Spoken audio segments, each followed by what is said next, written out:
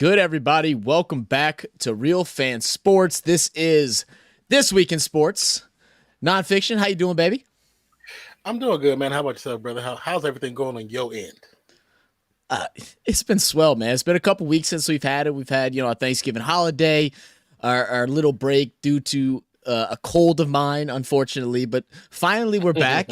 And, man, we have an exciting guest who we'll bring on in just a second to talk a little bit about the things around college sports, man. We're going to check out the college playoffs, who has been selected, why certain teams haven't been selected, and what our thoughts on that is, as well as the Heisman.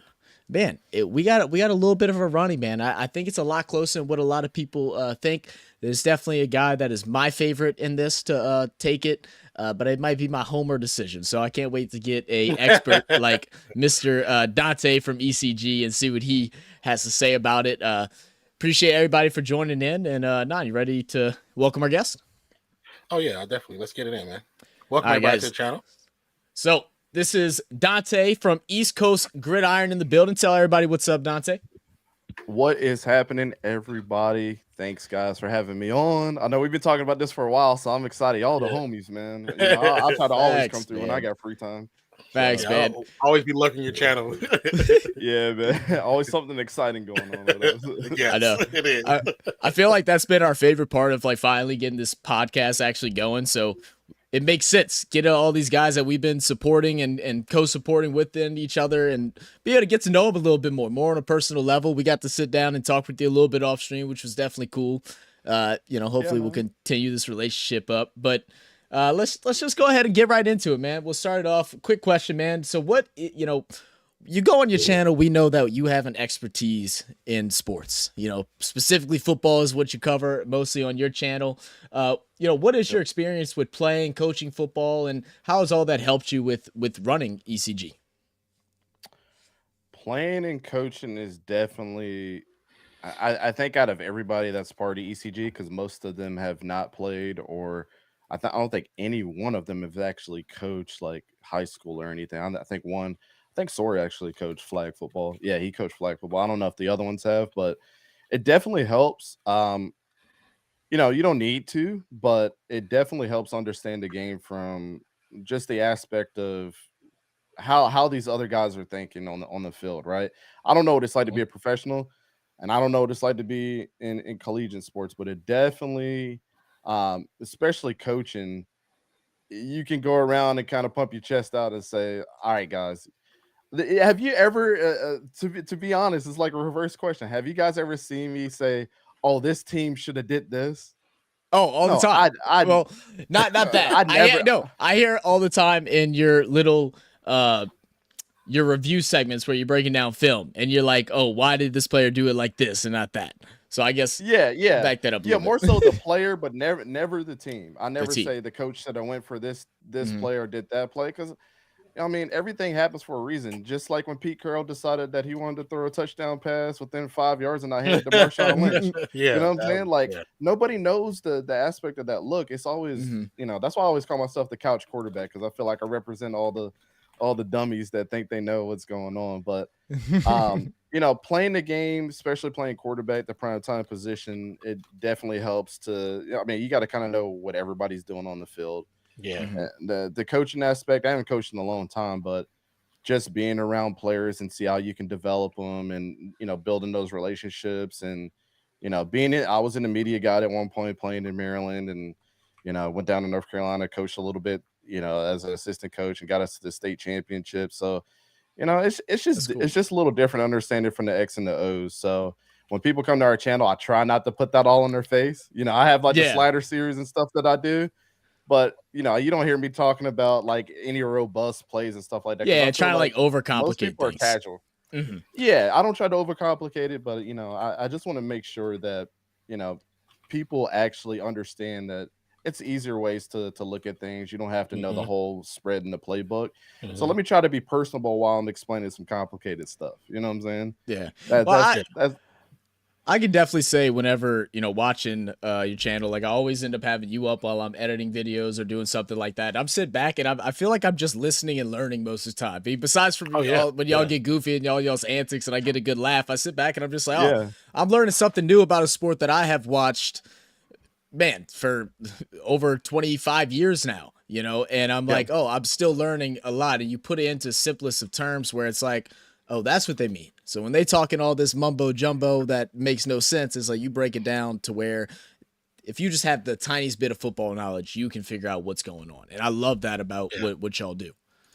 That's one thing that I'll always want to maintain on our channel is like, no matter where your football knowledge is, I always tell the guys, we don't have to be as professional as ESPN, but we also want to be able to laugh and, joke around with each other. And, some people have a misconception that we always agree with each other, but I'm sure if you guys have watched us, sometimes we get a little heated with some stuff, but it's never like us being disrespectful to each other either. And that's what I also like, because you go to a lot of channels and they debate and they get real disrespectful, and then their moms start getting thrown into the conversation. It's like, okay, hey, what your mom know about playing left tackle? Hold up. Like, you know what I'm saying? Hey, is she big enough? She might, No. Yeah. But that's one of the things that I like about us is like, I tell you, and I'm not afraid to say this. I put my pride aside when I say this, man. The goal is Pat McAfee show for me. Oh yeah. I like the fact that he brought the homies on with him, and he never tried to make these dudes switch up. You know what I'm saying? Thanks. That's what I've always respected about Pat McAfee. And now he's getting his money no matter how they had to get it by firing people. Yeah. That's just how valuable he was, man. Yeah. You know what I'm saying? Some people got to step down for other people to step up. It weren't their time. They saw the trending numbers. They saw where the numbers were trending. The suits wasn't working no more. I mean, a lot of that is why there's guys like us here on YouTube and felt like, oh, this is a platform where we could reach out and possibly do the same thing. I mean, how many YouTubers have you seen that now have contracts with actual teams to be their beat reporters, or networks like Bleacher Report being, paid to do this? There's your networks like Chat Sports, like Locked On, and all this. There's so many opportunities through YouTube, and I think a lot of it is from the success that McAfee has had. Whether or not he was the first or not, he is what's proven that it can work and it can take you to the next level if that's what you really want. I was honestly surprised that Disney made that move, because McAfee is not necessarily their go-to type of person for television. But times are changing. Yeah, they pulled that when they pulled the strings. I was like, that's an interesting move, but a good one.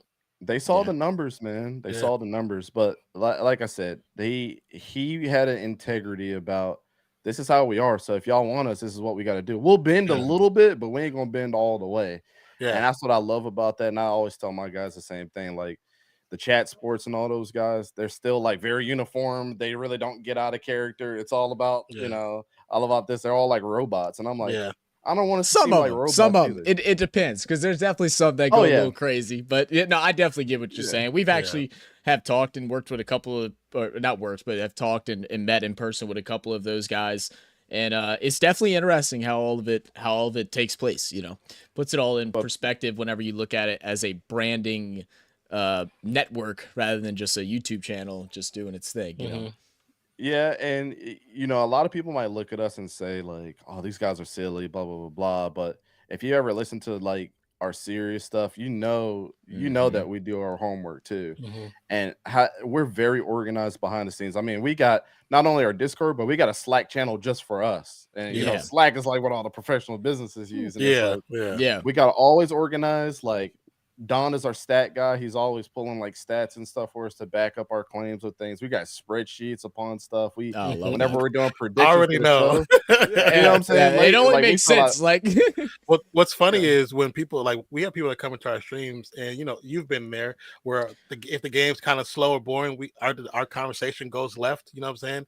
And people come in and are upset about that, and we'll tell them, you know what? There's a channel that you can go to that sticks to the numbers, that is really good at breaking down players, really good at ECG. Here's a link. I said, no disrespect to anybody else, but that's just we have. That's who we are. Fun, yeah. And it's like, and we always say too, it's like, if you want to talk about the game, well, then talk about it. Nobody's talking about it. There's nothing to talk about on our end. We can only say that, Brand Ayuk motion out to the right so many times before it's redundant. You know what I mean? Like, we have our conversation. If you want to talk sports, we'll talk about it. We'll bring up all of our main topics, but if the game's dead, we're going to have some fun. Come join in the chat. Go to this channel. They're really effing good. They're probably one of the, on breakdowns, there's probably nobody better. Go to them. Trust me. If you want the numbers. I appreciate it. Stop glazing our guests now.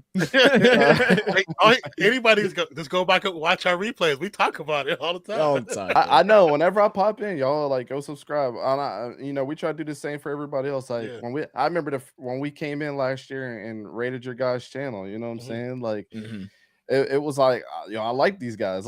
I think it was actually during our charity stream, and we were like, let's charity stream. I was like, let's go raid some people, man. We feeling generous, people giving back to us. Let's give back to other people. I know we're not gonna be giving money, but you know what I'm saying, at least we can go raid some people and help them out too.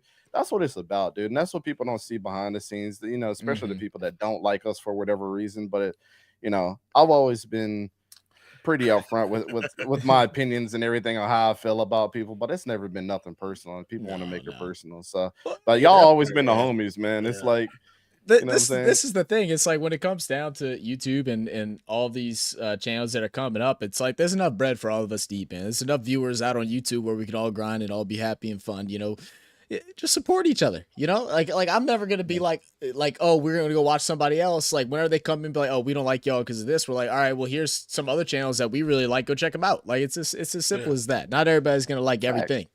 People forget that we are on the biggest web browser in the world. Right. Go search. No disrespect, go search. You know what I'm saying? If you don't like it, that's fine. I always tell people, man, if I didn't get into YouTube thinking that everybody was gonna like us. If I thought if I thought that, then I would think that everybody that views our channel should be the ones subscribing. Y'all don't hear us asking for subscribers either. Y'all never do. Never. I might say hit the like button for Don. I also hit it for ECG. But I don't ever ask for subscribers. And I can truly say we're at 2.8K right now. We grew like crazy over the last year. I noticed that, man. I appreciate every single Congrats, person too. that's ever appreciate it, man. And y'all know, people just don't know the work that goes on behind the scenes. Like there's nights that, like, bro, my wife goes to sleep and she's like, I gotta wake up in the morning. I'll slide out the bed at like 12 o'clock and I'm like, I gotta go edit this video, bro. I gotta I know, man. I know. My girlfriend's like that too, man. She comes over on the weekends and stuff like that. We live kind of far away, and she is working in a different city. I got work and school in a different city. She comes on the weekend, and I'm like, all right, look, we can, do a movie. I was like, but I either got to do this after or before. You decide. Like, I have to get this done. Like, there's definitely a lot behind the scenes, like even for, smaller channels in comparison to a lot that there's a lot that we do to grow things, man, and it's fun. It's fun. But I mean, ECG is my baby, and it's one of them things. It's like, what kind of leader would I be if I'm not the one putting in the most work either? Facts. You know what I'm saying? I don't owe anything to anybody but myself at the end of the day.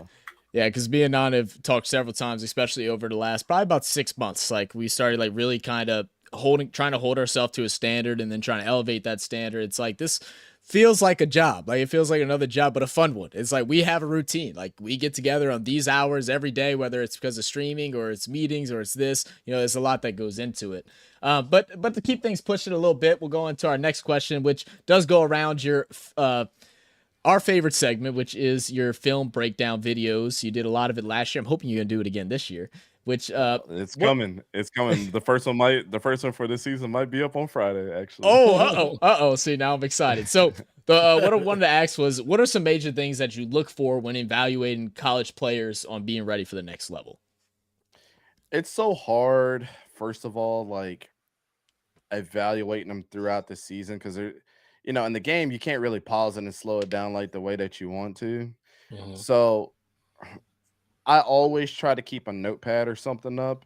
And you'll hear me Mhm. on stream sometime, like when we're watching live. I'm like, yo, who's number 52 real quick? You know what I'm saying? And Oh then yeah. Right. what I have like a list of like 120 names this season that I looked at. And some Mhm. of them might not get talked about because they're not junior or seniors declaring for the draft, but those are the ones that you put out for the 2024 season that might be Mm. declaring. You know what I'm saying? So I'm always like backloaded like that.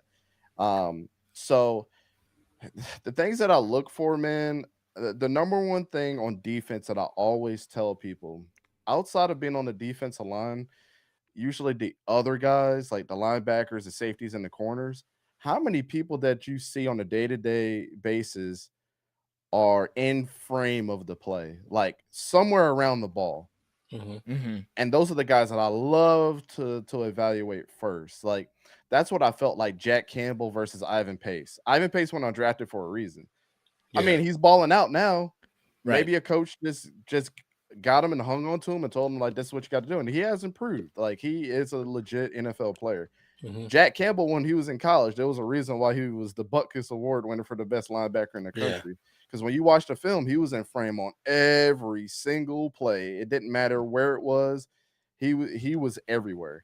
And that's the type of stuff where you're like, all right, that's one thing I can automatically evaluate on the defensive sheet right there. Who's Yeah. in frame of the play? Right. That's Yeah. the easiest thing to evaluate. Now, like on offense, obviously you have it's so hard on offense though, because there's how many people can you say on every team is really good? You can always point out one player like, oh man, he's a dog.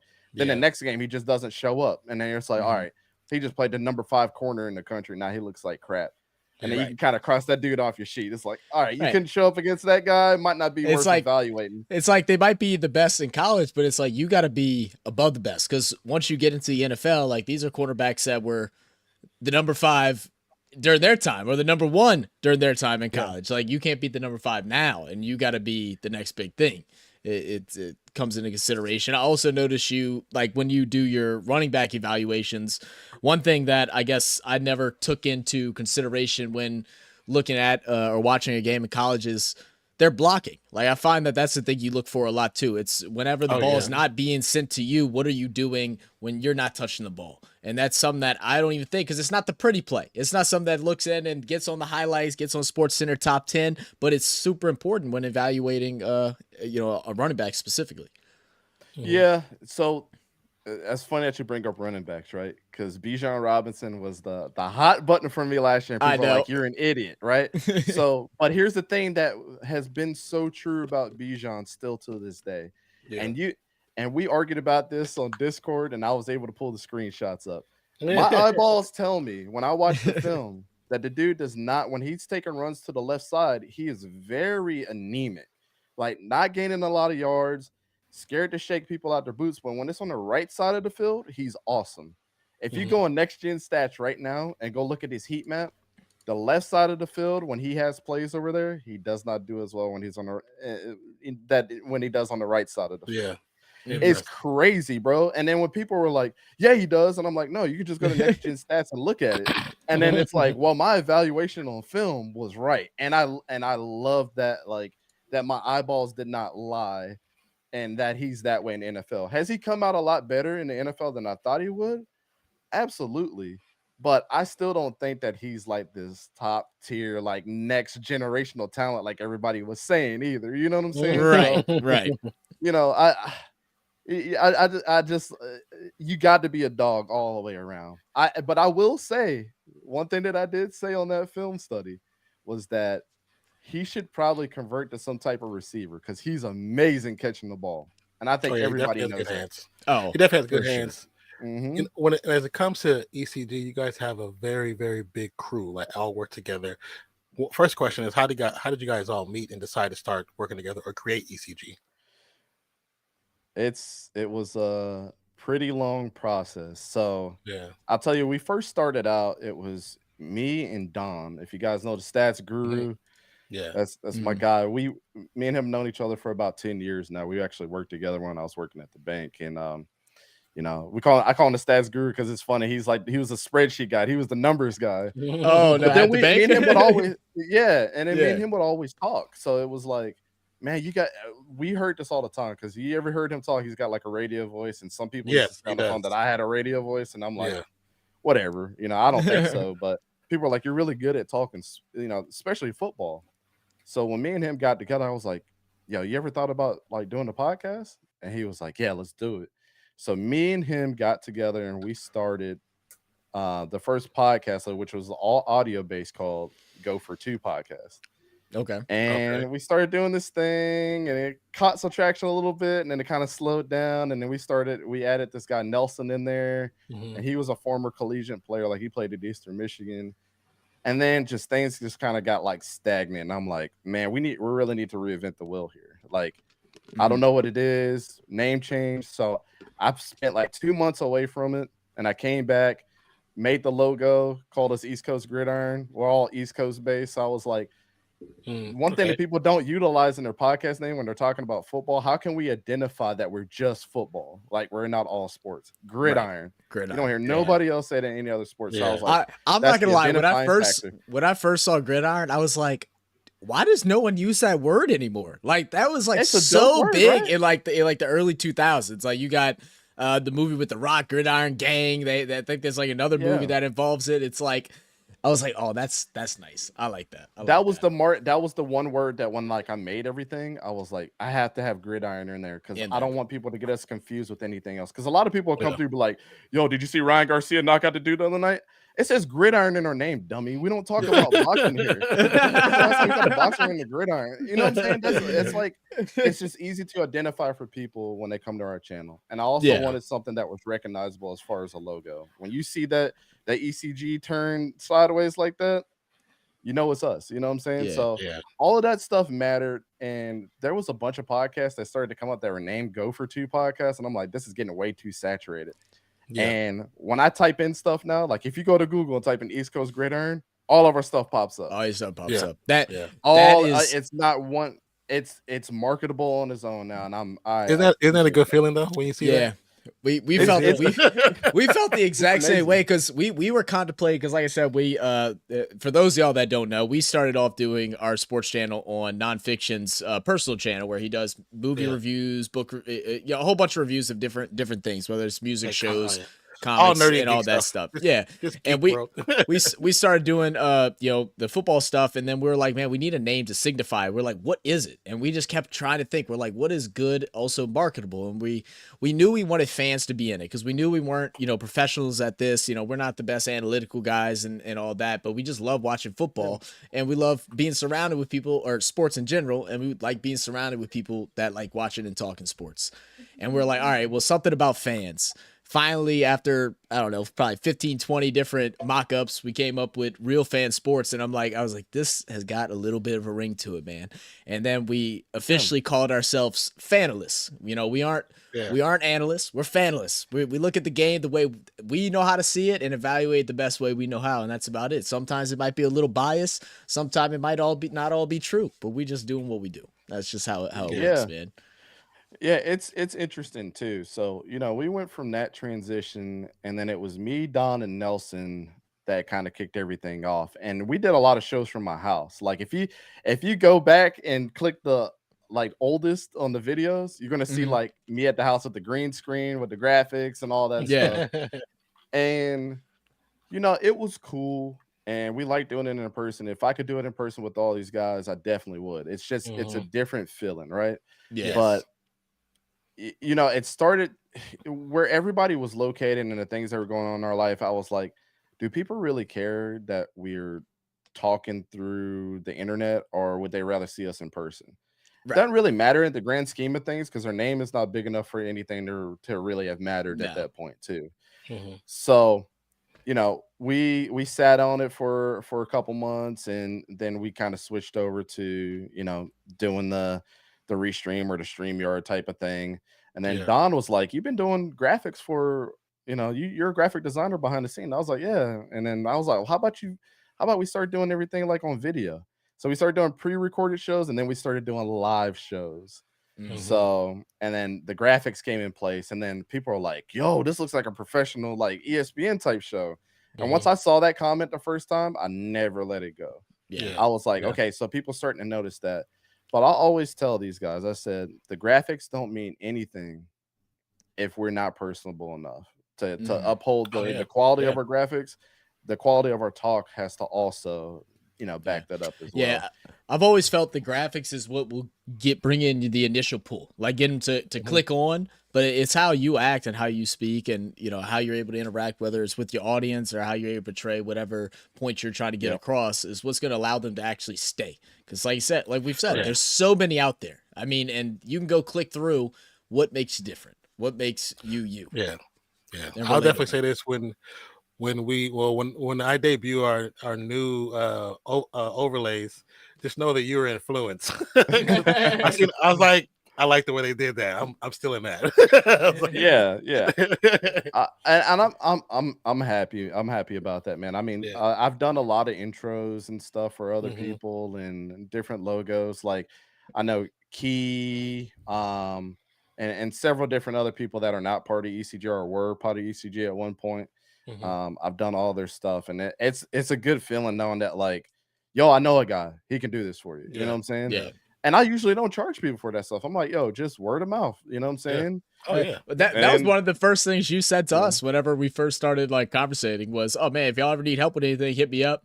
And we appreciate that so much. I think our biggest thing has always been like wanting it, we like to get ideas for everybody, but also wanting it to be ours. Cause like, it's one of those things, like you said, your channel's your baby. I mean, that's kind of how we feel too. So it's like, we want to have an attachment to everything that we make, everything that we put up. That way it's not just something that, you could go on Fiverr nowadays and get everything done for $75 to $100 and have no attachment to it at all. And just be like, yeah, can you just make me something? It's cool. Yeah.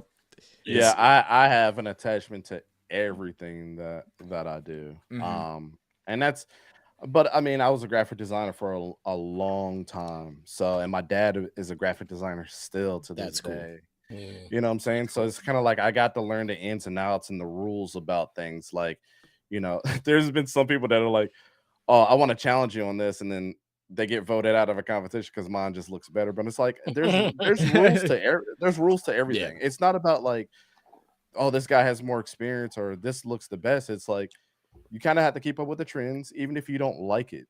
You know what I'm saying? And you kind of have to conform to that.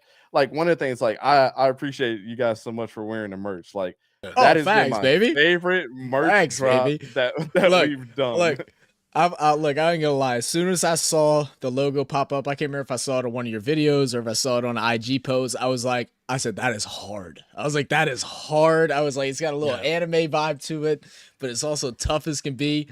I was like, got it grab it. When I was in the stream when you announced you were doing the anime drop and you showed the new website, and I was like, son of a bitch, he beat me to it. Because I wanted to do an anime style thing. I was like, okay, he beat me to it, but it's dope. And a lot of our guys like anime, and I was like, you know what, with the new wolf logo that we've done, and that's actually an old logo that I did that I revamped actually. I drew that like 10 years ago.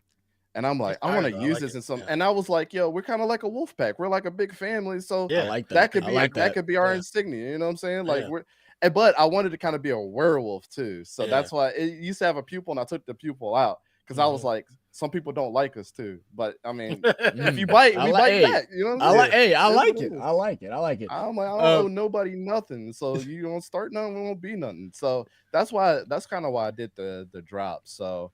And it took me, I mean, I had my boy Marcos kind of help me out with like, he's like the fashion guy, you know what I'm saying? Yeah. Like when it comes to shoes and anything fashion, like I went to him and I was like, yo, how do you feel about this? He was like, I'll put it right here instead, or I would do this, or I would switch that up. And then literally like the second design that I did, he was like, yo, that's perfect. Don't move it. Check that out. Make a hat. Here's a hat color. She's like, I'll put it on that hat. You know what I'm saying? So yeah. But I've always liked Japanese culture too, so it was kind of like same here.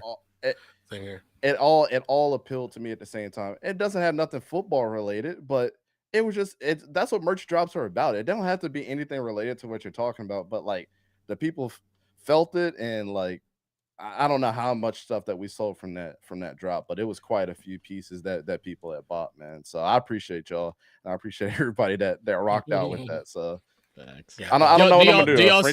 Do y'all still have some available? Oh yeah, it's still in the store. Oh, it's still available. All right, great. Let me see. I'll message. We even dropped some alternate pieces. We got some alternate pieces. Oh, now. So we had okay. Yeah, I wasn't sure if you were gonna make it like a one-time release where you release it for like 3 to 6 months and then take it away and then bring it back a year later to kind of make it like kind of very unique and special. I was like, that could be a way to do it too. Yeah, yeah. I that one was so popular that I just want that one to stay up on the store. You know what I'm saying? I love the design. I respect the design it. is dope.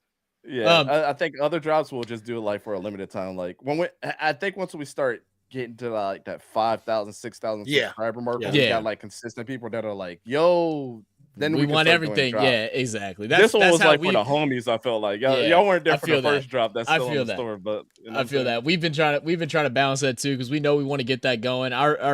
Our support is very different because ours is a lot through our reactions and stuff like that, and now we're trying to really push our live streams and hopefully build that kind of connection so we can drop some stuff. Because I know Non's the idea guy for me. Like for us, he's the creative mind. I ain't got a lick of it, bro. I just sit in the corner. I'm like, I just know what I like. I'm like, yeah, I like it or I don't like it. You know, we should do like a RFS and ECG collab like drop. You know what I'm saying? Hell yeah, that'd be fire. You know I'm saying that shit is fire. Yeah. Yeah, I'm down. I'm definitely down. Like our first design, the only design we currently have was actually put together by my daughter. She designed it, and we just put on some shirts and some hats. I was like, it's a cool design because you have to actually look at it to see that the individual colors are actually fans in the bleachers. Oh, so individual colors make up the RFS, and it's like the fans that make up all. And I was like, we both kind of like that. Okay, we'll throw that on there. For the first release. I'm gonna tease our next drop since Mossy's in the chat, bro, because I already know what the next one's gonna be. We're gonna drop a Polynesian joint next. Oh, okay. All right, all right. I didn't. The ECG guys don't even know this, so they probably like, oh, snap, hold on. Polynesian thing. Hey, you heard it here first, baby. You heard it here first on RFS. That's what's up. Yeah, I got Polynesian blood in me too, so I'm gonna try to do it like one of the designs that I got is like where one of the sleeves has got like the tribal design on it, just one of them. That's you know what I'm saying? Actually. That's fast. It's gonna. I'm thinking about it right now. And sign me up, baby. Sign me up. So to keep it moving, man. Let's see. The next question we have for you is what is the goals for y'all's channel, and what do you think differentiates yourself from the others? The main goal, man, realistically, and I know this is a high aim, but if I can get the homies out of their job, you know what I'm saying? If I get the homies out of their job and do this full time, that's always been my main goal. It's like how comfortable you are doing this and traveling and doing stuff. I think a lot of people that have joined us, they didn't know that the sky was the limit. You know what I'm saying? Some people just don't realize it until it's like, I can tell you what. Hold on, let me grab this right here. Yeah. When I got this for the first time, bro, that Senior Bowl, that's when all the realization happened with me. Was like, we going back this year. Like we applied for the Orange Bowl. We got denied for the college football championship, by the way. They denied us quick. It was like within a couple hours. Single tear came out my eye. Hey, it happens. It's college, you know. That one kind of understandable. Kind of understandable. But maybe next year. But we'll see y'all next year, right? Exactly. Yeah. I mean, it's just the main goal is to have fun, but to travel, hang out with the homies. Like we took a personal trip just to Myrtle Beach this year where we were just like, let's just all get together and hang out. And we could do some content too. I reached out to Coastal Carolina, their athletic director for football operations, and he was like, "Yo, come down to the stadium. You guys got open access to the stadium." I think I've seen that video. Yeah, we was down there for 2 days, man, shooting inside the stadium. It was like surreal, bro. It was like, wow. Man. But that's the type of stuff that I want to do. And the more exposure that we get to that, the more credentials and stuff will come up. I had a person, I had one person on TikTok. She works for the SEC. I don't know her personally. I just saw one of her Yeah. videos pop up. Yeah. And she's like talking about her journey into photography and like how she got credentialed for the SEC. And I hit her up just on a whim. And it was like when her video first came out, just happened to pop up on my feed. I'm like, how'd you get access to the portal? Yeah. And she's like, she DM'd me. She's like, here is the website for it. Don't share this out. And I was like, Oh wow. oh, wow. word, cool. And Yeah. then I got in there, and just like, wow, Tony got that interview. I don't know if you guys saw it with on ESPN, bro. That was one of the best feelings. Like, my birthday was that Friday. He was interviewing that Wednesday, bro, or that Thursday. Wow. And That's just crazy. to hear Tony of East Coast Gridiron and him asking the question of Nick Saban and Kirby Smart and all of them, bro. Just hearing East Coast Gridiron. That's the coolest thing, man. I ain't I'm an emotional guy, bro. A tear would have fell if I'd have heard that. Like, I ain't gonna lie. Like I'm sitting here, I'm like, that's crazy. I mean, like you said, it's just a matter of like, each month, like you grow, you kind of look at your numbers, you see just the feedback you're getting, and it's just like it just feels truer and truer when you have those moments where it's like, oh wow, this like was just a dream somewhere deep dark that I'm like, I'll just put a little time in, see what happens. And now it's like, oh, this could be reality. Like, this could change my life, could change the people that I do it with lives and all that. And that's really what it's all about. And I love that you said that. And I feel like that's why we also connect so much, because that's how we've always been. We want to see everybody else succeed. I mean, if we can succeed, that's great. But what is it if you can't, bring everybody else with you? If you can't have your homies with you. Yeah. And I mean, it's the thing about that moment in particular was validation for everything that we're doing, and the culmination of just like everything coming together. Like, realistically, for me, that's what I got from that. And for all the people that's been hating on us and don't like us, I was like, y'all dudes punching the air right now, huh? Yeah, right. That hurt to hear on ESPN today, didn't it? East Coast Gridiron. Damn. You know what I'm saying? Even if it wasn't me and it was Tony, it was like, I wanted the homies to get a piece of it too. And I told him, I was like, bro, I could have probably took off for work and did it, and could have just tooted my own horn.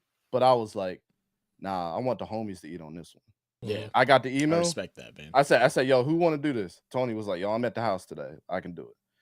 And I helped him prep forward, gave him a couple questions. Everybody pitched in with questions and stuff.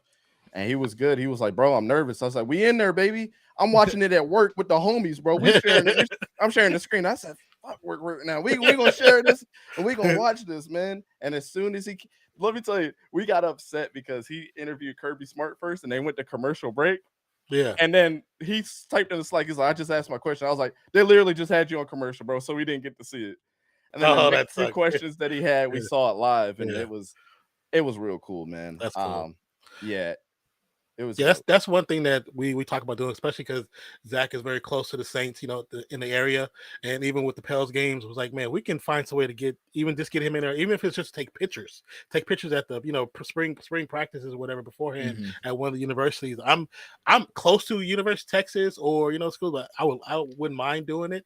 I'm saying, but man, if that's the one thing we want to do, is even if it's something that's simple, a big goal for us, like, for little next small year, short write-ups for the community bulletin board. There's some pictures, short videos. Like, we would love to do that stuff. Little small interview questions. We would love to do stuff like that too, man. Yeah, but we definitely hear what you're saying. And that's all branching off and making connection with people, always knowing how you talk and how you're around people. I mean, we got lucky when we first started, a couple of Saints podcasters and things like that we've been able to meet, that I've been able to meet in person, have spoken to, that have, good following, great connections, with the Saints. Like, they have some of their restaurants inside the Superdome, people that work close to the Saints, and being able to build those bonds. That's like, once we have enough validation of ourselves, we can start reach out to these guys and hopefully have those chances to excel, man. That's crazy, man. I'm happy. I didn't even realize that y'all had that. That's awesome. I'm definitely gonna go and check that out. That's just the goal, right? It's like, I just want to have fun. I just want to travel. I want to see that. I want to talk to the big dogs. I mean, one of the things that I always told them, and I don't think people like realize like how serious I was like, dang, if we can do this, why just talk about it? I love evaluating college players and stuff like that. Let's see what the Senior Bowl is looking like. Bam, I applied to that, and we got in there. That crazy moment, right, bro? We've been talking about going back to the Senior Bowl since we left that bitch. You know what I'm saying? And yeah, here's some players that I can just name off right now that are balling out. Jaden Reed for the Packers. Me and Fishing was sitting there. I was like, I didn't see him play, and Fishing did. And that's the beautiful thing about us too. It's like sometimes we pay attention to just the different stuff. It's hard to evaluate thousands of players. Yeah. Oh yeah. Right. And I was like, I said, yo, who's that? I said, it's Jaden Reed. He's like, yeah, he played in Michigan. I said, yo, that boy nice. You know what I'm saying? Yeah. Chase Brown went off the other day for the Bengals. I mean, you know what I'm saying? We saw he played him hella play. good, yeah.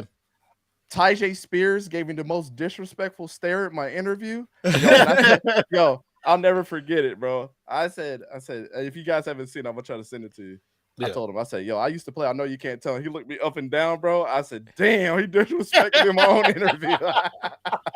Yo, that's funny because my buddy that we've had on the channel a couple times, he's actually he works as a physical therapy tech, and he works for the place that a bunch of NFL, MLB, NBA players go to during the offseason. And the one guy that he worked with a lot this past offseason was Tyjae Spears. So like them two are tight. And he's a person that he's already talked to that's like, oh, when y'all are ready, he's like, we could probably get him on the show. I'll make sure we don't invite you because that way you don't have a bad attitude about you. Bro, that's crazy. Trey Tucker that played at Cincinnati. Oh yeah, Trey Tucker, yeah. So yeah, I think he plays for the Raiders now, right? Yeah. So you know, Trey Tucker's been going. You know, he's had some good games for them. But there was one thing that we recorded. We were back at. We actually didn't record this, and we didn't see it because there's, you know, they have drills on each side of the field. So we were sitting on just on one side. So we were going back, flipping through, and seeing all of our colleagues that were recording. And I recorded a video of us just reacting to drills, and we saw one with Trey Tucker against, I forget who it was. It was the dude from Boise State. I forget his name. But anyways, he had shook the dude out. And I said, yo, what did I say? I said, pick up your shoes at the 20-yard line. I mean, he had one of the best routes.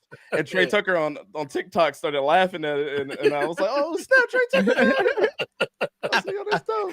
That's so cool. Sick. That's so cool. But that's the goal, man. It's just have fun and get more media stuff and bring the homies with us. You know what I'm saying? Yeah. I love that, man. So last question is a little fun one, and then we'll go ahead into some debate stuff. Don, you want to ask? So we always ask something little silly, kind of make you think outside the box. But if you were ever forced to live on a desert island and can only bring one thing with you, what would you bring? One thing? Yep, only one thing. Can it be another human? If that's your one thing, I'm bringing my wife, man. Okay, I assumed you would answer that way. I mean, hey, y'all see how to get brownie points. Y'all see that, right, guys? Y'all take notes. Nah, just for real, man. During like this whole process and everything that me and her have gone through, it's actually like it's real cool that she allows the things that happen with this. That's facts. And she understands that this is a hobby and a super passion of mine. And I always beat myself up about like high school, because I mean I was pretty good in high school. I was even better at lacrosse, but I was pretty good in high school too. And it was like I stopped playing to move and get to know my other side of my family, and I kind of gave up sports. And she is a all-American athlete at Syracuse. She played goalie at Syracuse. You know what I'm saying? Wow, All-American multiple times. Like that's crazy. Yeah, she even got a flag flying at their stadium with her on it when she was a playback. That's crazy. Oh, that's fire. That's dope. Yeah, we interviewing her next. We went down on the field at Syracuse when her whole team got honored for being the first Syracuse team to hit the Final Four in lacrosse. Like they call them the pioneers, bro.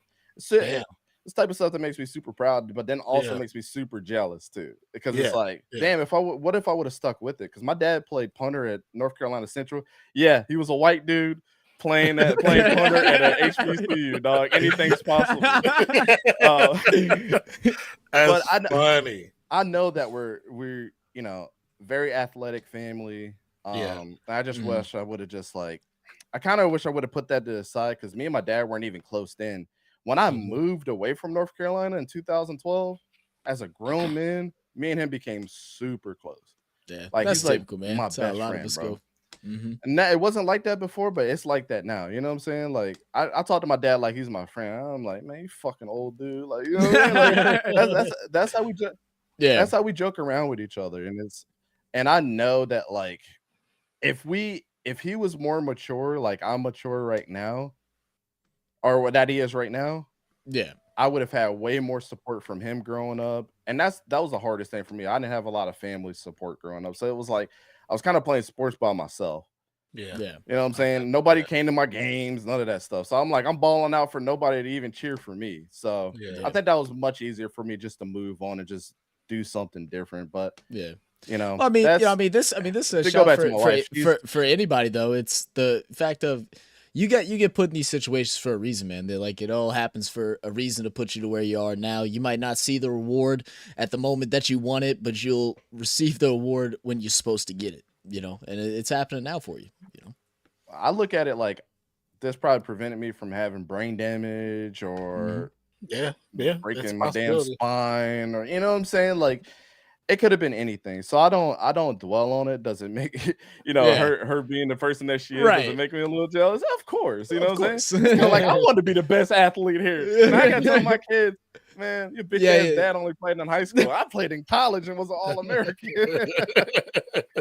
But it's gonna be cool to vicariously live through my kids when they come into this world, because they're gonna know what it is to be like at the highest peak of what you could be and how can you push yourself. I think that's gonna be a great life lesson for, you know, if we have a boy or a girl, they know that anything is possible. So and you'll be there supported all the way through. That's the biggest thing. Yeah. So if I had to pick one thing, it's definitely my wife, man. She keeps me afloat, even though some days she doesn't think that she does, you know, and I annoy the shit out of her. But I mean, that's why I do this. Yeah, that's why I do this. I mean, this thing could become a second form of income, most likely. It's like, I might be traveling for fun, but shit, if I get paid for having fun and you can just go out there and get whatever the hell you want to, shit, I want to put you in a Range Rover, you know? Hey, now. Yeah. Well, shoot, man. Let's go ahead and jump into some of our debates, and we will get back to some more questions at the end. There's definitely some fun ones that we did some dirt digging on. Got some help from some of your buddies over at ECG to ask you. So we'll bring that up a little bit later. But the first topic we're going to talk about today is the NFL coaching carousel. We've seen a lot of hirings, firings, some coaches that are definitely on some hot seats, and some unexpected ones. So we'll just first go over, and then we'll talk about it a little bit. Some of the firings that has happened so far. The first big one was with the Raiders. We talked about in a previous podcast, which the firing of Josh McDaniels, as well as their GM and offensive coordinator, just straight up cleaning house. And so far has been working positively of actually having a locker room and actual just happiness in the Raiders. Like they actually have culture again, which is something they desperately needed for a while now. The Bills firing their OC Ken Dorsey, Steelers firing their OC Matt, and the Panthers firing head coach Frank Reich. Now the Frank Reich one is probably the one that I have been most surprised with, just because of how it all started. You know, they go and hire him at the beginning of the year. He didn't want to get Bryce Young. He wanted CJ Stroud. He got voted out of that by the owner and the GM. And then they go ahead and blame him for their suffering right now. Do you believe he's rightly deserving of that? Or what do you think about the situation? Yeah, I mean, he deserves a lot of the blame because he settled for less. I mean, you gotta stand on your own 10 toes. I mean, first thing I'll say, Frank Reich should have sat out of here. That's what I think. He should have reevaluated the situation. Getting fired in the middle of the season is super embarrassing, I'm sure. You know what I'm saying? Yeah. And he literally took that job with the Colts, and you can't tell me otherwise, for Andrew Luck. And Andrew Luck didn't pan out. And he took another job thinking that he could come in. It's crazy that Matt Rule had a better career with the Panthers than Frank Reich, right? I mean, let's call it what it is. He lasted longer, and he's a college coach. But then the other thing, too, is you have some type of power as a coach. I don't care what anybody says, even over the owner. You hired me to come do a job. Get me the guy that I want, because I'm the quarterback guy anyways. Like he is. He's a quarterback guy. Yeah, he is. If you want me to start in a good position with the number 1 pick, let's go get CJ. He didn't stand by it. They settled for less, and he fell on his own sword for it. So, I mean, sometimes you just got to have the cojones too to go out there and tell that you need this, or you know what I'm saying, or I'm out. Like, it is what it is. Y'all sign me, but I'm not going to settle for less. Y'all want me to be the coach? Get me who I need. I do agree with what you're saying, but also disagree, because just seeing how the system works for NFL, yeah, coach has power, but there's some owners that just don't care, and they don't listen, and they're gonna do what they want, and they obviously wanted Bryce Young when most people and even the numbers said that Bryce Young might have been the most NFL ready, but a lot of people didn't really believe that. That's just what, you know, a lot of times those Wonderlic scores ain't really what they turn out to be in the game. I mean, in the speed of the game. The problem is like with Bryce Young in the first place, it's like, yes, he was excellent in college. He did his thing, Heisman winner, all that. But the problem is it's so different from the NFL. I mean, everyone's like, oh, well, there's short NFL quarterbacks that have made it work. But those short NFL quarterbacks that have made it work are ones that are going to be Hall of Famers or already are. Like, so you're taking a big risk on someone that is undersized and to perform like a Hall of Famer straight out the back with a team that has no offensive line, no run game, no weapons. So like he's getting hindered at every aspect of it. And I feel like that was another reason why I didn't like the Reich firing, just because you also didn't allow him to get the guy he wanted, which I do agree. Maybe he should have had the cojones and just been like, no, this is what I want. Like, you want me here, this is who I want to have, and like, you know, deal with it, you know, put more of a fight for it. The opposite end of that is the fact that, you know, he hasn't had much success. So they're like, well, maybe you don't know what you're talking about. Well, why'd you hire him in the first place? So here's what I'll say to that. I agree with you guys too. Like, you got to assume the position, but again, playing devil's advocate back to that too. Yeah. The most successful teams have a good, well, how can I put this? Have a good structure, right? Mm-hmm. The ones that always have success. Steelers, great owner. Owners are supposed to hire the front office to keep the company going, and also supposed to hire the person that's supposed to restructure the contracts and get the right people in there, which is the GM, which is Omar Khan. Omar Khan does not get talked about ever. Never. Yeah, ever. None. Then Mike Tomlin has not had to have a losing season. You don't think Mike Tomlin has a say-so into what Omar Khan wants? Omar Khan goes and says, all right, Mike, what you need? If the GM and the coach have a very good relationship, the front office stays out of it. Art Rooney tells them that all the time. Yeah. You go over to the Steelers, same thing with them. You know what I'm saying? And just go through any good team that has always had success. The San Francisco 49ers, that's a turning factor. Philadelphia Eagles. You know what I'm saying? These teams always have a good structure, and the owner never jumps into, you know, they let them do their job. I mean, how annoying would it be if you were at your job and the owner's like, you know, that's like at my job. I'm gonna go ahead and code the telephone system. All right, good luck. You know what I'm saying? Right. But you gotta let me do. You gotta let me do my job. You hired me. Let me do what you hired me for. But that's what, just going off of what you're saying, which I agree with, and that's what proves that these teams, it's not just the coach. You know what I'm saying? The issue is the owner. The issue is the GM. The issue is the front office. Because you're hiring your friends. These guys are hiring their friends. And a lot of time when you hire your friends, they don't make for good teammates and good partners. So here's honestly what I think what happened with the Panthers. Tepper is a soccer guy. Yeah. Always has been. So when you're going after former Heisman winner Bryce Young and that's who you want, I think they would have been to be honest, I think they would have been in the same situation regardless who it was, because their offensive line sucks and their defense is anemic. Could be right. They got old man Adam Thielen in there trying to still hold on to hope. Right. You know what I'm saying? So I think they would have been in a similar situation with CJ Stroud. And I think Bryce Young would have been in a similar situation that CJ Stroud's in right Texas, now. I really think so. Like, I think if the roles were reversed, they would have been in the same situation. With that being said, David Tepper goes into everything. Like, I think I was describing this to Vic the other day. Leo Messi could come over to any American team and be the league's leading scorer, but they'll still lose games. But it's a lot easier in soccer to keep up that success because he's scoring 20 goals a game. Yeah. It's not like that in football. Yeah. You can get the number 1 overall pick, but it don't mean that you're gonna be good. Yeah, that's true. You know what I'm saying? But that's how his brain thinks. Like, no, we're gonna go get this guy. Okay, but you got Miles Sanders and Adam Thielen and DJ Shark and Terrence Marshall Jr. who you're not using, and JC Horn was a mistake, like I've been saying for years. Like, you know what I'm saying? Like, even though he's been hurt, like, dude has, when he's on the field, he's okay. People want to act like he's dominant too, and he's not. Yeah, he's just okay. He's just I okay. mean, he was a compliment to a good defense that they had 2 years ago. That's what it was. You know, it made them look better because their whole defense was solid. I mean, they stopped the run game better than almost any NFL team. So of course he's going to be able to get a couple of interceptions, some stops. You know, they makes teams one dimensional. Jared Richardson was the same way. I mean, he needed to go, but I mean, he had way more success than David Tepper has so far, though. So.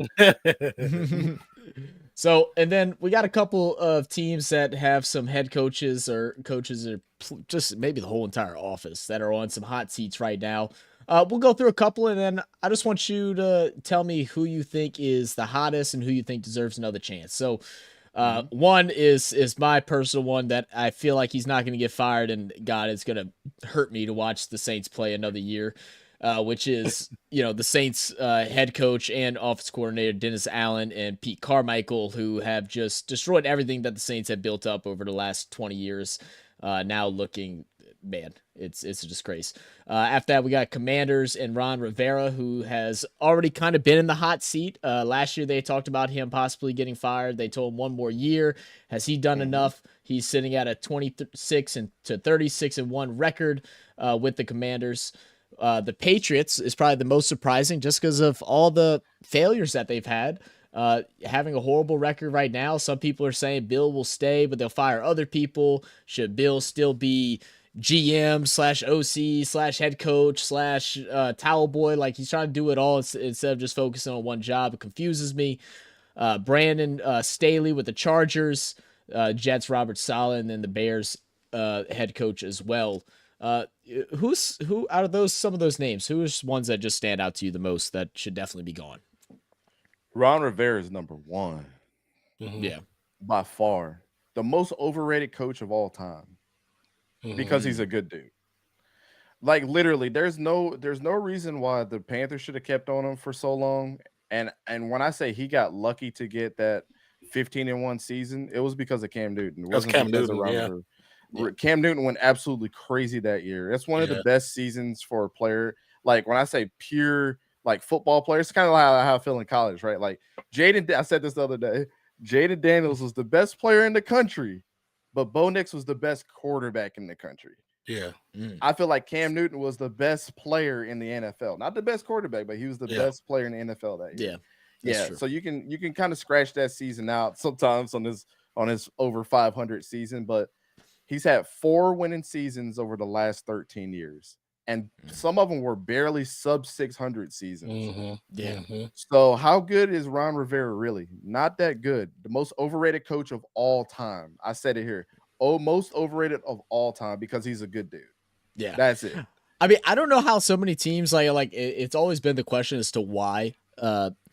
Oh goodness, I would forget his name. Their offensive coordinator now that was offensive coordinator of the Chiefs, Eric Bieniemy. Yeah, Bieniemy. How he went through all these interviews and then settles on another OC job. I know there's the rumors of or facts of like domestic abuse or something like that, and that's why people are scaring away from hire him. But like but you bring him, you bring him in for a position, and then you have him be underneath Ron Rivera. It like just blows my mind. Yeah, I mean, could that have been a setup though? Could that have been the setup to bring him in and see if Ron succeeds? If he doesn't, I said that when they first hired him. Yeah, I said he's going to be their successor. Yeah, I mean, put it like this: if Ron Rivera was smart and could get a competent, or had some competence about him instead of drafting defensive player after defensive player after defensive player every single year, he's damn near Matt Rule 2.0. Yeah. Like, go get you an offensive lineman, man, because Sam Howell could be a top 10 quarterback. And my dude is Yeah. running for his life every play, man. He's like Steph Curry, bro. Like literally running 20 yards every play just to get the damn ball off. It's insane. Everybody right now. wants him to get it to Terry McLaurin, but how much can you see downfield when you got offensive linemen in your face every damn play? Right. So, I mean, yeah, your defense has always been good, but you just traded the 2 best defensive players away from your team too, which I would never understand why the Commanders wanted to get rid of both of them. After Chase Young was having a career young and Montez Sweat has been consistent, that's a Ron Rivera problem. And then you get rid of both of them. Go. Yeah, you get rid of both. And they wanted to clean house. Like, it was so funny. They came into that game against Philly, and they're like, if we lose, we're cleaning house. And then you just got rid of your 2 of your better defensive players, but for chump change. Like, you did, it wasn't even like good deals. Like, you literally told everybody your plan. So then you just give them away for free, dude. We're handing out donations to top quality teams. It's insane. Let me tell you, I think Jack Del Rio would have been a better head coach there. Wow. You might be right. Yeah. Hey, Zach, check the question. Yes. Okay. All right. Cool. Right back. All right. So I guess let's see, get everything back organized real quick. But I'll say Dennis Allen is probably the least on the hot seat, even though I think he should be. I know, and I feel the same way. It's dude. There's so much loyalty in New Orleans and stuff like that, and it's a lot of false loyalty that's like driving the fan base insane right now, and completely understandable. I try not to get into it too much because it just makes me angry. But it's like there's so many things wrong. I mean, whenever I looked, there was a statistical chart that showed Pete Carmichael. I know the OC who is calling the plays. He uses the least amount of play action plays and the least amount of simple plays in the league, and also has the worst efficiency for an offensive team. It's in the margin from the worst to second worst is bigger than the margin from the best and second worst. That's how poor this team has been coached these last 2 years. I think some questionable decisions get made though. So with the Saints, and I think they have the best excuse to keep on their head coach. Michael Thomas needs to go. Yeah, he's just a crutch on your team.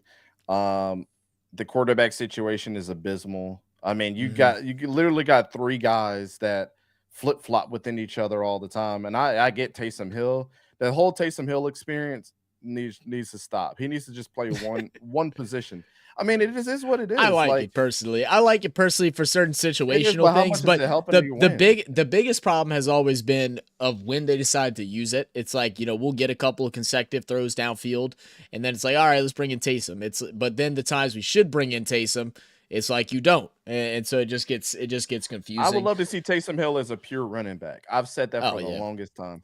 Well, especially now he's put on so much size. He looks about 20 pounds heavier than what he was even just last year. Let him run the rock, and I would love to see the 1-2 punch from him and Alvin Kamara in the backfield together. And I bet you if they made that one change, and I hate saying that, but I bet you if they made that one change, it would be so different for the Saints, and he would see some success. Because I always tell people, I know like quarterbacks, they love to transfer them into wide receivers and tight ends for whatever freaking reason when they don't play those 2 positions at all. But that's where you plug them. But a running quarterback, all he's doing different is sitting behind center and getting a handoff or a toss. He's not Taysom Hill's not doing anything different than he hasn't done his whole career running the rock. You know what I'm saying? Like, I never got that. Very true. Very true. Let's see. What do you think is going to end up happening with the Patriots situation, and then also the combination with the Chargers, which I'm hoping more likely Brandon Staley's going to go out. I think they should have got rid of him years ago. There are rumors, obviously, that Bill Belichick might switch over there. Do you think that actually happens? Like, I don't know if I like it. Like, I feel like Bill, like, you've been there long enough, coach it or just retire, but what do you think? I think the Bill Belichick thing, a lot of people like to disagree with what Rex Ryan said the other day, where like the Patriot way is not working anymore. And say what you want about that. I mean, I don't care about what Rex Ryan did in the NFL, but I think it's a very valid point. No, these kids are different nowadays. They don't like structure like that. And if we've lived in an enabled world, we're not in that situation where like we were before. We live in a very enabled world. These kids are getting everything they want from NIL. And you think they're gonna want to listen to somebody yelling at them talking about the Patriot way? You come in here wearing this and come to this film room at 7:30, be on time. Right. Nobody care about that. Like No. these kids are getting paid. The money speaks louder than them paying attention to whatever the hell you got going on. So I agree with Rex Ryan when he says that. I just think it's a different world, man. I mean, like you said, like the players that are coming in are just so different. Like technology and just how they interact and stuff like that. I think it was who was it? It was Matthew Stafford just a couple weeks ago that came out and talked about how he was having trouble relating to the younger players because it's just different. You get in the locker room, you hop on the phone, and they do this. They don't conversate, they don't talk. And Bill Belichick, the old way worked. It worked at the highest efficiency of all head coaches. I mean, he's going to go down as a top head coach of all time, but eventually, things come to an end. I'm gonna say this. I think Bill deserves one more year, and here's why. What's the one thing that they're lacking on the Patriots? Quarterback. Consistent, good quarterback play. I think that Matt Corral, and I love Matt Corral. I think that whole Matt Corral experience, he was supposed to be the starter, and that whole mental health thing totally blew up in Bill's face. Because they brought him in quick. It was like Panthers let him go. A couple hours later, Matt Corral is signing. Yeah, it was instant. It blew my mind how quick. I got big notifications on my phone. I was trying to tell people, I said Matt Corral is the best kept secret as long as he can get his mind right. And he can't. And he ruined his career like that. And that's one of the highest quarterbacks. That's one of the highest quarterbacks I ever evaluated in college next to Andrew Luck. And I stand on that till this day. Yeah. Nothing can change my mind. The dude was a beast. Now, here's the reason why I say he needs to stay on one more year. It's because of that. And there's one quarterback that's in this draft that I think if he can get him at the right spot, will turn that ship around. Mark my words. I'm saying it on your show. If he gets Sam Hartman, for Notre Dame, he's turning that ship around. I'm standing on that. That's a Bill Belichick. I mean, that's what they're missing. I mean, they got, Ramondre Stevenson. I know he got hurt this past week, but man, he's been balling out the last several weeks, which has been great. What the heck? Sorry, I got some pop up on my screen out of nowhere. What is going on? I get those too. Okay. They got a good team around them, man. All right, one second, guys. Sorry, it started beeping and stuff like a dang fire alarm's going off. All right, I think it's fixed now. But I mean, the run game has been well. Their defense is obviously still really good. It's just who's throwing the ball. I mean, I said it from the beginning that I didn't like Mac Jones. Whenever he got brought in, he had that first successful year. It was a Bill Belichick babysit. I mean, it's what you're supposed to do with a rookie quarterback, right? You put them in situations to succeed, build their confidence, and then hope that it comes into fruition whenever you finally let the chains loose and let him get loose and play the way he wants to play. And it just hasn't turned out that way. And it also doesn't help that they don't have phenomenal wide receivers. I know Kevin Bourne had a good year last year. They brought in Juju. He hasn't done anything dealing with, whatever injuries and stuff that he's been dealing with. You got rid of the guy that switched over and followed McDaniels over to Vegas. I'm forgetting his name now, the wide receiver, who had no success. I think he had like one touchdown in his whole 2 years that he was there. And then now has been getting between 7 and 10 targets a game with the Raiders of all teams, so there's definitely some issues there. Yeah. Sam Hartman goes over there, pro style quarterback. I still would consider that Notre Dame he won them more games than he lost them games. I don't think that their coaching staff or the weapon, he didn't really have any weapons there. That really hindered his performance this year. But that's a Bill Belichick quarterback waiting to happen. I know he's a little older. I mean, most of these guys coming out. I mean, that'll be better for him anyway. That'll be better for Bill anyway as that older, more mature quarterback. Exactly. And I mean, if you want a marketable quarterback, and I know a lot of people like to talk about the money and marketing and stuff like that. I don't know if you ever seen Sam Hartman, handsome dude, you know what I'm saying? A big beard, long hair, you know what I'm saying? Come out there with the Patriots. He's a very marketable dude on his own too. And you tell me we're gonna have Sam Hartman commercials to replace the Baker Mayfield ones. Is that what you're telling me? Heck yeah, bro. I don't know if you heard about Sam Hartman like before the season started. He had this rib issue, right? Let me tell you how tough this dude is. He had a rib issue and he got surgery and they had to take part of his rib out. He told his mom to make it into a necklace, yo. Yeah, that dude's a psycho. And That's he wore what the you're telling necklace me. at My the boy game. is psycho. I got it. I got you now. He's kind of Bill Belichick kind of psycho. Yeah, I like that. I like that. Let's go ahead and jump forward into our next topic. We're gonna come back to one once Nine gets back, but our next one's gonna be the Heisman debate. We finally got our finalists, which are Jaden Daniels, Marvin Harrison Jr., Bo Nix, and Michael Penix Jr. Let's start off. Who's your favorite? Who you got out of these four? Bo Nix. Bo Nix. Bo Nix. It's not even. I mean, it's close between him and Jaden Daniels. Let me just put it like this. I wouldn't be mad if Jaden Daniels won it, but Marvin Harrison Jr. should not be in this. He's got in strictly because of his name. His name. Yep. There was better receivers this year. I mean, by far. Neighbors for LSU was better than him this year. Brian Thompson, he's not even in the conversation. Yeah, I think Brian Thompson had the most touchdowns in the country. Yeah, I'm gonna tell you a name that should be in here. Ollie Gordon from Oklahoma State.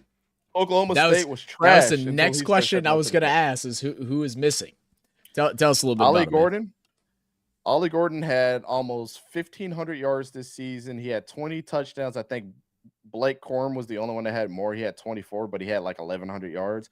He averaged like 6.3 yards a carry this year on like 280 carries. He carried the rock a lot and still had that average. And if you're talking about a team that went to the Big 12 playoff, or the Big 12 championship, let me tell you about this dude, man. We were talking about Oklahoma State like in week 5, like Mike Gundy needs to be fired. I don't think he's got the juice anymore. As soon as Ollie Gordon started coming out of nowhere, they started winning games. And he had one bad game, and that was against Texas, and that's when they lost. But I don't think he could have did anything against Texas anyways. But you're talking about one of the best players in the country. You throw Ollie Gordon in there, and he was only a freshman. You know how much notoriety that would have got? I mean, I don't think Marvin Harrison should be in this conversation. Michael Penix Jr. was my number 3 on my list. Look, kid did everything he was supposed to do. I didn't think he was that great last year. I thought that where he was throwing the ball was not as wide open as a set of throws that scream pro level to me. Yeah, he has 3 really good receivers, and I'm sorry, in that Pac-12 championship, they started pulling away because of Dylan Johnson, their running back. I like Michael Penix Jr. this year, but obviously his stats are lacking. But he's undefeated, and that matters a lot in the Heisman. Yeah, but I don't care. The Heisman should be the best player in the country, right? And we're talking about the best player in the country. It was Jaden Daniels this year, right? And that's where the question comes in. It's like how much does your team record affect where you go in the Heisman? Because I mean, what Jaden Daniels has done this year, it's in the likes of Tim Tebow. Joe Burrow and a bunch of other guys. His stats were all comparable with all these like unanimous Heisman winners, but all these guys were either undefeated or at least won their conference championship, and Jaden Daniels wasn't even there. So how much does that affect? 3 losses on their schedule and won the Heisman, and they were by far the best players in the country. Like, it wasn't close like this is. It was Tim Tebow, it was Lamar Jackson, and there was Robert Griffin III, were the only quarterbacks that had 3 losses or more in their schedule and won the Heisman. They didn't have a close race like this one. So if I had to guess who's going to win, it's going to be Jaden Daniels. But let me make my case on why Bo Nix is my favorite. He had 2 losses this year. They were both against Washington. Both times. The first time was a coaching blunder because he didn't want to punt the ball. They went down the field and kicked a field goal and won. He lost 3 times in a row to Washington over the past 2 seasons because of for a field goal. Coaching. The second game, he threw a bad interception, but Michael Penix Jr. did too. And then he tried to take his team down the field towards the end. Total coaching disaster. Players didn't want to step up to the plate but him. Only threw 3 picks this year. Michael Penix Jr. has 9 picks. Jaden Daniels has 4 picks.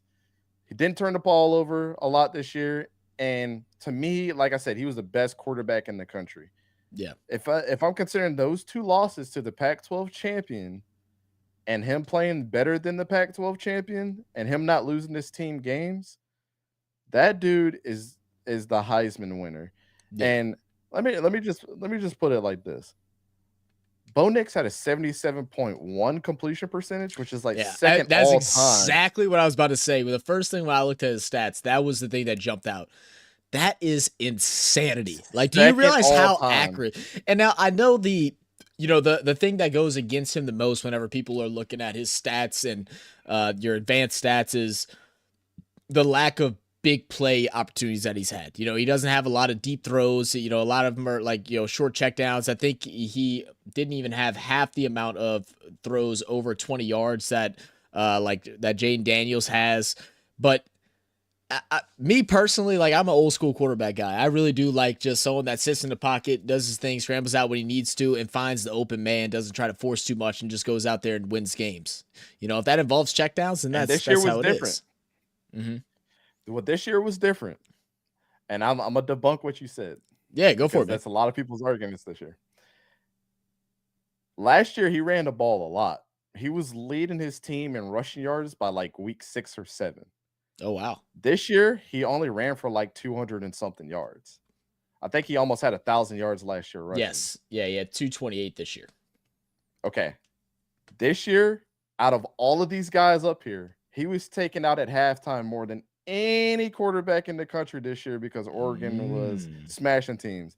So when people say he wasn't throwing the ball down the field, it's because he didn't have to in the second half of games when all these guys had the opportunity to. He was, if you watched him play, a lot of his throws were deep throws to Troy Franklin. Okay. But that's the interesting thing. Size, yeah, go for it. And the sample size that small of only playing in the first half of a lot of your games and putting up the numbers that he did, that's the reason why I think he should win the Heisman this year. Yeah. But that also goes into the debate. I mean, why you have these organizations that go in to truly evaluate him, and we just hope that they evaluate him the right way. You know what I mean? Because with Jane Daniels, I mean, he had to perform at the high level that he did. He had to get those yards because the defense was so poor. I mean, you're talking about the amount of games that we put up 40 points and still managed to lose. It's insanity. Like, he had no option but to throw big time down the field to make these big breakout plays. That comes into consideration of, just efficiency of what you did and how good your team is overall. Like, if they were down more often, would he have more yards? Possibly. Well, I like see this poster right here is confusing. And here's why. They're trying to make the case for No. It's confusing for this because they're not consistent with this. Yeah. Jaden Daniels had 50 total touchdowns, but where's Bo Nix total touchdowns? He had 46 total, so he's only 4 short of Jaden Daniels. See, I've already done my research on this because I'm trying to make the best argument for Bo Nix here. But here's the thing: if he would have played in I think it was 5 or 6 games that he was taken out at halftime, he would have had better stats than Jaden Daniels this year. He didn't get the opportunity to. So he had the Steph Curry effect where he didn't play the fourth quarter, basically, for most of his career. Pretty much. Yeah. So, I mean, who really – if you take Bo Nix away from both the Washington games that they lost, they get blown out both times. So you have to throw that in there too. I know Jaden Daniels won them a lot of games. Yeah, but he looked like crap against Florida State their first week in the top. Yeah, that was a bad game. Yeah, that was a really bad game. Bo Nix didn't have a bad game this year. Yeah, Bo Nix did not have one bad game this year. So yeah, there was people that was calling out because Daniels got the job and he was fighting for it the year prior, and there were some people that were like, "Oh, this ain't it. Like, this ain't it. This ain't the guy." And then he came out and had a really big win, and your schedule wins, against poor team. I think they played Southern next, and of course they blow him out the water as they're supposed to, and then everybody hopped back on. He got his little confidence boost and then started doing his thing. So that's definitely interesting, man. I do like that. All right, let's go ahead and jump into our next one. Nan, you ready for the next one? Yeah. All right, so we're gonna go ahead and talk a little bit about Jim Harbaugh and just the different things surrounding him. And he led the team to number 1 overall in college, but there's been some issues surrounding him for the last several years. This is one of those things where it's so much stuff that's happened with Jim Harbaugh in the last 2 seasons that if you really just read the articles that compile everything, I don't even know how he even still was coaching.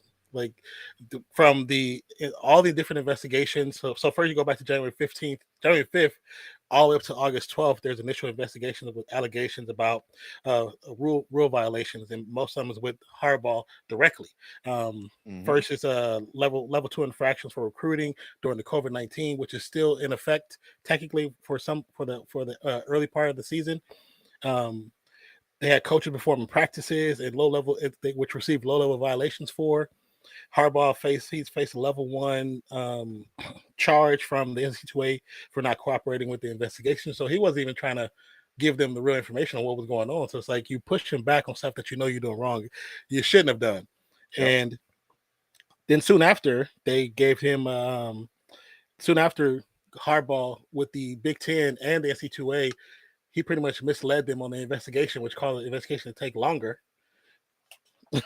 The initial talks led to a possible 4-game suspension, which we now know ended up being a 3-game suspension. But also he had got a 1-game suspension for both of his assistants for Michigan as well. Then during this time, they hired Schembeckler, which is the son of one of the great coaches from Michigan, who he was part of a situation that was a sexual abuse ring dealing with the team doctor. And his time with the team lasted 5 days, which I'm reading over. I'm like, reading this whole thing. I was telling Zach, it is so freaking much. And now we jump forward to August 12th after a lot of that stuff takes place, and Harbaugh has negotiated a resolution with NCAA, but technically it wasn't approved by the Committee of Infractions, which because of that they end up going deeper into the other infractions to find out more about what really took place, what happened, and who was all involved.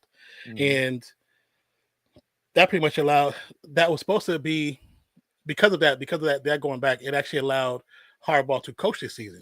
Because if they would have actually if he wouldn't have misled the previous investigations, they probably would have suspended him for the entire season of 2023. But because he did the little dance around the investigations or act like, oh, we're on vacation, where I'm not there in the office, I'm saying, the little BS he did, it kept him from getting all the information. And the AD from Michigan was not playing ball either. He was like, oh, it's a vacation. I'm on vacation. I can't answer your questions.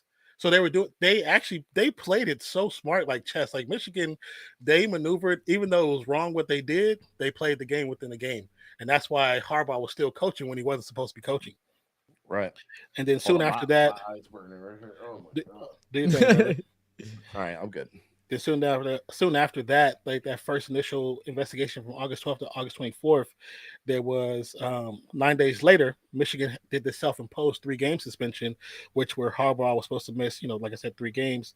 And but because of the other investigations, these 3 games, this suspension we hear about it more in detail, where it might be a 5-game suspension. So because it's self-imposed, Michigan chose the games that he was going to be suspended off the sideline for, which would, against East Carolina, UNLV, and of course Bowling Green, which those teams are not games they have to necessarily worry about, where the assistants can come in and still the program. JJ McCarthy threw 3 interceptions against Bowling Green, by the way, which is part of the problem too. And then pretty much they just had the coaches rotate duties of being head coach. Then we jump to October 19th when NCAA investigates Michigan on the sign stealing situation. Now, this one is a very interesting one because all the details are not out, and they're not telling everything that's going on.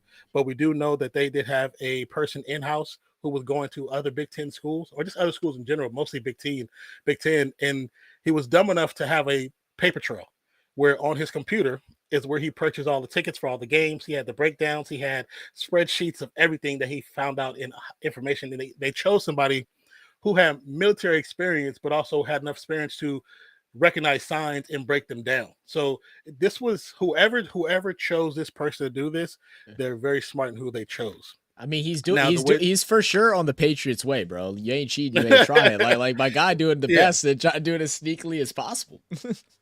And then so he gets suspended for those first games. Now he gets suspended against Penn State, Maryland, Ohio, which was the last 3 games of the season, which technically didn't even matter because they still were in the position to be where they're at now.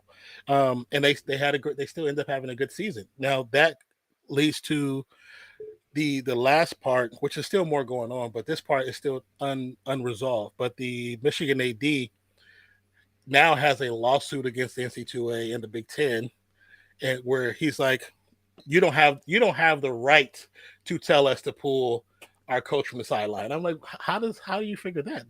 They run it. They run this whole situation. But it's everything right now is pretty much between, his name is Tony Petitti. I don't know if I'm saying that right, but he's the Michigan AD. So it's a lot of stuff still up in the air dealing with them, and a possibility where Harbaugh could be suspended in games coming in the next season. But right now, with all the rumors, he might not be there next season to serve those suspensions. So we all know the sign stealing, the situation with that. Michigan has done enough to deter them from really digging deeper into it. So they know whatever we know now is all that the NC2A knows, and it's to the point where everything could stop right now, and they won't know anything else. And they'll be like, okay, system is resolved. We got Connor. He's the one that did it. Yep. Harbaugh has plausible deniability. He has nothing to do with it, and they don't know if the assistants have anything to do with it. They don't know who else put him up to it. It's like he did it on his own. The way they ran it, it's almost like Connor did it on his own, and whoever did it. I don't know if genius it's Harbaugh. At this point, right? They organized it, man. It was a hell of a. I mean, that's play. The way that you do it, right? If you're gonna get caught. Yeah, because and he copped to it. He didn't say he didn't do it. He showed gave them the computer. The computer had all the breakdowns, had the evidence. They've got his credit cards, statements where he got tickets going to each game. He bought all on the same card. It's like almost like a trail to get caught. You know what I'm saying? So it's like they set whoever did it. Like I said, it was very, very, very smart in how they set that up. But the trials and tribulations of Harbaugh this season was kind of crazy, and like I said, it's still going on technically within the eyes of the college sports. But for everyone outside, all we know is their team is number one. Their team is number one. That's all we know. Exactly. If you don't look into it, you won't know more about it. But I have a feeling he might not be there next season, so it wouldn't matter anyway. Yeah, this whole thing is. See, here's the main problem that I have with this whole thing, right? Yeah. When it came down to it, why did you accept the suspension if you weren't guilty? Mm-hmm. Mm-hmm. That's the main thing. There's no, and here's the other thing. You saw what the AD said about that, though? What did he say? The AD said that Harbaugh personifies what the Wolverines, what the school stands for, what everything stands for. So that's why he took the suspension. Like the AD really is going at bat for Harbaugh, trying to make it look like he didn't do nothing. You know what I'm saying? Like, I'm not going to serve no time for nothing I did. Yeah. I mean, it just is what it is. That's always been the name of the game. Mm-hmm. Like that goes with anything. However you feel about the Deshaun Watson thing, they settled on that case. Yeah, they so how much? Yeah. So how much did he really do? You know what I'm saying? Like, it's a gray area. I get it, but I'm not serving time or doing nothing if I didn't do it. Like, you got me messed up. Now, that's one thing that's a red flag. The other thing that's a red flag is why y'all getting caught for stealing signs if nothing really happened anyways? What's the point of stealing signs? To tell yourself? Yeah, I mean. But it's so stupid. It's you can tell a blind man like somebody stole signs. Harbaugh's not associated with it though. Like how? How's he not associated with it? Why steal signs then if it's not going to benefit them at all? Yeah, I would tell you this from working, me working at Fresno State and being in the video department. When we film stuff, you catch stuff all the time. You catch stuff on, and you're not even doing it on purpose because most teams have now used those big boards with the pictures and all those pictures equate to something. They equate to something. People think it's just a deterrent. They equate to certain specific play calls. They equate to routes, and we catch them all. We used to catch them all the time, and they see them because they're in our breakdown. So it's in the breakdown. We can't take it out because where the team is playing. Oh, so I know a video guy that works for Missouri. He says the same thing. He's like, bro, we catch stuff all the time. Yeah, not like. That's our job to do that. It's not somebody sitting on the sidelines with technology. Yeah. It's where it's the thing where it's just going too far, and that's where like I have problems with like certain of these like things that are like law break or rule breaking with college football or any sport is just because it is so much a part of the game. I mean, I mean, you're gonna have people that study the signs. I mean, that like they hold the boards, like that's part of strategy. The same with like baseball, they do similar things with your first base, third base coaches and stuff like that. Like try to get a heads up on what's coming next. Like it's all part of the strategy. So it's like, at what point makes it to where it's like all of a sudden now it's too far, and like where you're spending extra money and getting these experts come in with secret technology to try and figure all this out. Like obviously that is it, but it's like how much of an edge is it giving you? Is it worth going through all that and risk suspension and costing your team fines? And the way the NCAA works too, we've seen so many people that have gotten in trouble, gotten Heisman's taken away and all this stuff because of some form of cheating. Why go through it? Harbaugh's a good coach, so why do you need all this to go through this? When you talk about losing the Heisman, because Reggie Bush lost the Heisman because he got payola, but now everybody gets payola because it's part of the game. Should he get his Heisman back? I always said that. Yeah, he should get his Heisman back. Man, every player now gets. Every player now gets something. Well, not every, but players get the NIL. NIL is payola. That's what it is. And the problem is once if he gets counted against all this stuff and ends up being deemed true and everything, this is what that season is going to be remembered by. I mean, as a Saints fan who had the Bountygate situation going on, it wasn't cheating in a sense. It was just definitely wrong. All teams were doing it, but now anytime our Super Bowl is talked about, it's y'all just had to cheat to get it. And that's if they were to somehow make it through the playoffs, which we're going to talk about next, and win it, that's going to be a conversation that's going to be remembered about it. Yeah, I mean, I see what DLF is saying in the comments. Harbaugh isn't involved, saying this is a non-biased opinion. I know you're a Michigan fan, but boss, come on, man. Like, if you're stealing signs, you're just not stealing signs for no reason. I'm not going to sit up here and believe that BS. Right. You know what I'm saying? Like, why are we stealing signs? Oh, I just wanted to keep it for myself. Come on. With Michigan gear on, stop. There's always a motivation to do something like that. He's just not going to other people's stadiums just to put it. Everyone stole signs. The thing is that people don't understand, bro, is I get that. Everybody's trying to get ahead of everybody, but you're just the one that got caught with the technology. It just is what it is. Yeah.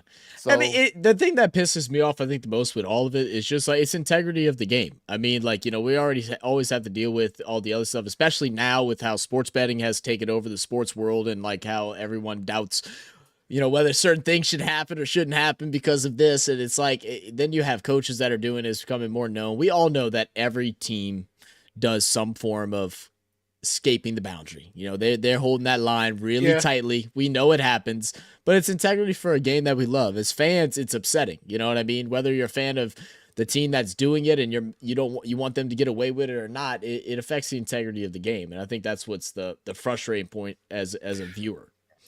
The one thing too is like, when you look from, I know I'm older than both of you guys, but in the 80s you had SMU. SMU got the ban hammer because of violations. And when they got the ban hammer, they lost their football program. Yep. You know what I'm saying? So it's like now because of, teams like this, for example, teams doing what they're doing. And we have to look at it like this. It's not just one violation with Michigan. There's sexual allegations for the team doctor. There's sign stealing. There's rule violations for recruiting. There's rule violations for practice. This is all in one. You didn't even name the thing that nobody talks about. What's that part? So here's the thing that nobody talks about, and I mentioned this on my show. DLF knows what I'm about to say. I don't care if Michigan hates Cade McNamara and Zach Charbonnet for transferring out. Zach Charbonnet transferred to UCLA. He was a Michigan running back. And Cade McNamara was the quarterback before J.J. McCarthy and transferred out to Iowa. They've both come out and said that they were treated unfairly by Jim Harbaugh because of bias. Zach Charbonnet had an injury, and he said Jim Harbaugh definitely didn't want him to play and lied about his injury. Cade McNamara said the same thing about his knee injury. He said, I was good to go, and he wanted to overrule what the doctors were saying to not start me because he wanted J.J. McCarthy to stop. Do you think people are just making this stuff up? No. Definitely not. But it's weird because you see all this stuff happening, and you got. I'm not saying I want them to get to that death penalty. I don't want them to get that. But when do you actually come in and make a real ruling and there's actual penalty? When does that I happen? mean, well, it's holding people accountable because then all this is saying is that you could go through all this, have all these problems, and win a championship and bring your school a whole bunch of money. Because I mean, if you can do all this, win a championship, bring your school all kind of money and all this different stuff, but then get a little fine, lose a coach or whatever, play the blame game and send somebody else that's smaller out. What stops any other school from doing it too? It's integrity. Integrity of the game. Thing that the reason why I believe Cade and what he said is they went into that season. I'm not saying that he's better than JJ. And I'm not saying because I'm a fan of Cade McNamara, which I am. I like Cade McNamara, and I think that he would do well in the right system. I think he got shafted this year because Brian Ferentz is a freaking idiot, and that's why he got fired as OC at Iowa. With that being said, that competition that they were having early in the season where they were flip-flopping them in and out was very close last year. Mm-hmm. There was no clear winner if you looked at statistics in the way that they played.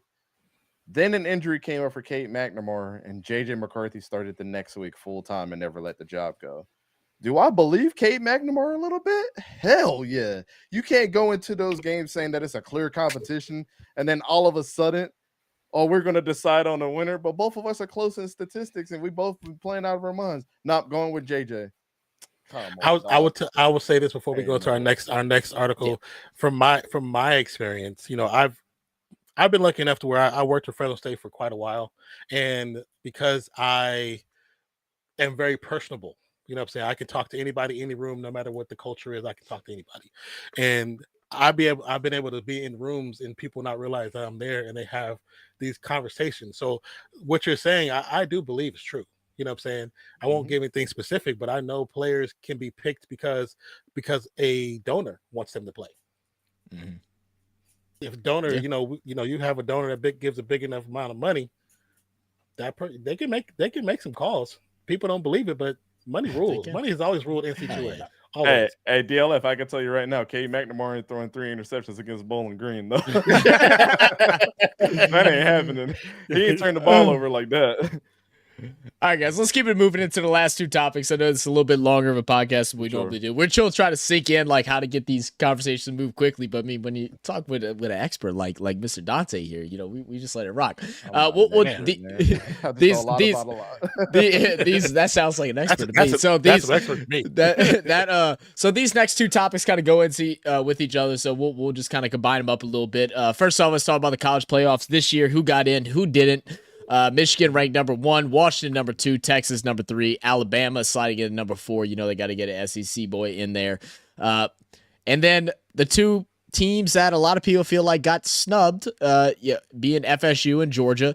FSU obviously losing their quarterback, which a lot of people feel like was a big part of this decision. Also, the fact that their scheduling was a lot lesser. I mean, other than beating LSU at the beginning of the year, a team that has struggled all year, their competition has been less. I think that y'all have only played, you're an FSU's fan, so y'all have only played, 2 other ranked teams, and they were like 20 like 20 something like that. And 18 something like that. Yeah. Do you first off, do you think the 4 that are there are deserving? Who do you feel like should be switched around or be taken out? How do you feel about all this? I'll tell you who I had in there first. I think Washington should have been number 1. I think Michigan should have been number 2. Mm-hmm. I think Georgia should have been number 3, and Alabama should have been number 4. Mm-hmm. And I'm saying that based off the fact that you cannot tell me that Georgia's a better team or not a better team than Texas or Alabama on their best day of playing. They went 29 straight games not losing any, 2 national championships. But I'll tell you why I like what the committee did, and I'm not against it, and I think it's perfect. Okay. That was just my personal, I think it should be like that. I don't have a problem with this other than I would switch Washington and Michigan, but I don't have a problem with 1 or 2. Now, Texas and Alabama is perfect because of the fact that Texas beat Alabama, but Alabama beat Georgia, and I love that the committee was like, I don't give a shit about any biases you had to the previous 2 years of winning the championship. The number 8 team beating the number 1 team, your ass got to drop out. Yeah. And I love that they sent that statement, but I also like the fact that they gave Texas their respect for beating Alabama. So Yeah. I don't have a problem with this. Now, I'm on the opposite side about the Florida State thing. Okay. I like us being at number 5. I know that we were undefeated, but you can't tell me that Florida State could beat Georgia, Alabama, Texas, Washington, Michigan, Ohio State, Oregon, possibly Missouri or Penn State right now. I don't think we beat any of those teams, Yeah. even despite our 13-0 record, especially without Jordan Travis. In the Yeah. bylaws were very clearly put out there. And I know they weren't transparent before, but this year they were very transparent. It said that if you have an injured player that could impact your season or the postseason, Yep. it could affect the rankings. Jordan Mhm. Travis was a Heisman candidate pretty much all year, and you took that away, and we were down to our third stringer. Do they deserve to be above any of these teams? Hell no. And I don't want to see her get our ass kicked. And if we play this game against Georgia instead of sitting out this bowl game, then that's going to be all the seal on it. But there Yeah. is a devil's advocate, because Johnny Wilson just declared that he's going to sit out for us, and I'm sure a couple other players are going to, Jared Verse and the rest of them. That's going to be the excuse right there. Well, Florida State they all sat out, so that's the only reason. They set it up now.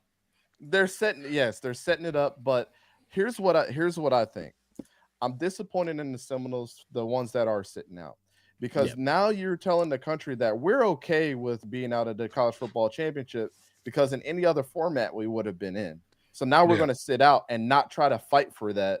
And to be like, that's it. I mean, we're the real national champions. You go in and beat Georgia. Do you know how crazy that would be? Because Georgia's another team that possibly could have got in. You had them ranked to be put in, because they do all this and then they lose to 3 points to Alabama and don't get in. You know, it's crazy. So go out and fight it and see what happens. I mean, you obviously don't want to get embarrassed, but show in a neutral site, exactly. But go out and show some damn heart and see. Go and tell them, hey, y'all made a mistake. You know, I was telling one of our like faithful viewers to the channel, 40, because 40 he lives in Texas, but he can't stand Texas, University of Texas. And I was telling him, I was like, you can't be mad at Texas for what happened. I said, if you want to be mad at any team, be mad at LSU.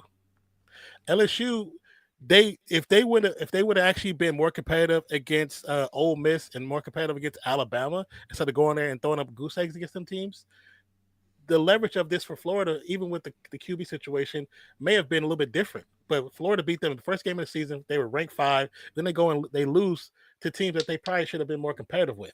But they weren't. Obviously, they weren't. If LSU would have had close games the whole year, it would have made a better. If they would have close games, but they did not. And people don't understand, when it comes to college, the people who you play, how they play their season depicts how your ending season reflects. And nobody wants to hear that and accept it, but that's the truth. So because Texas is number 3 is because they beat Alabama. If they didn't beat Alabama, Texas is probably number 5.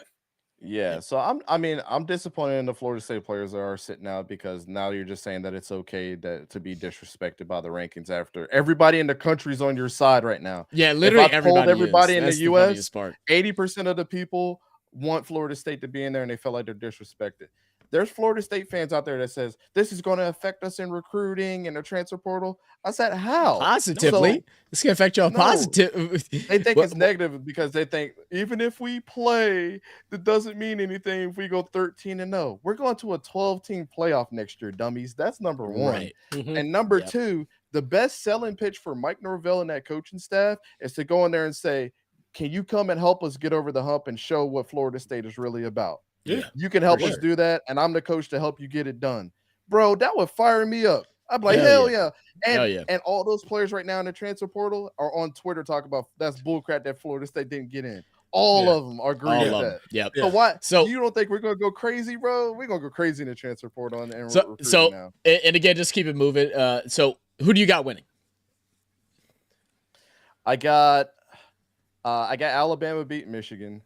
I think they're going to get the dog shit beat out of them, by the way. And then Washington and Texas.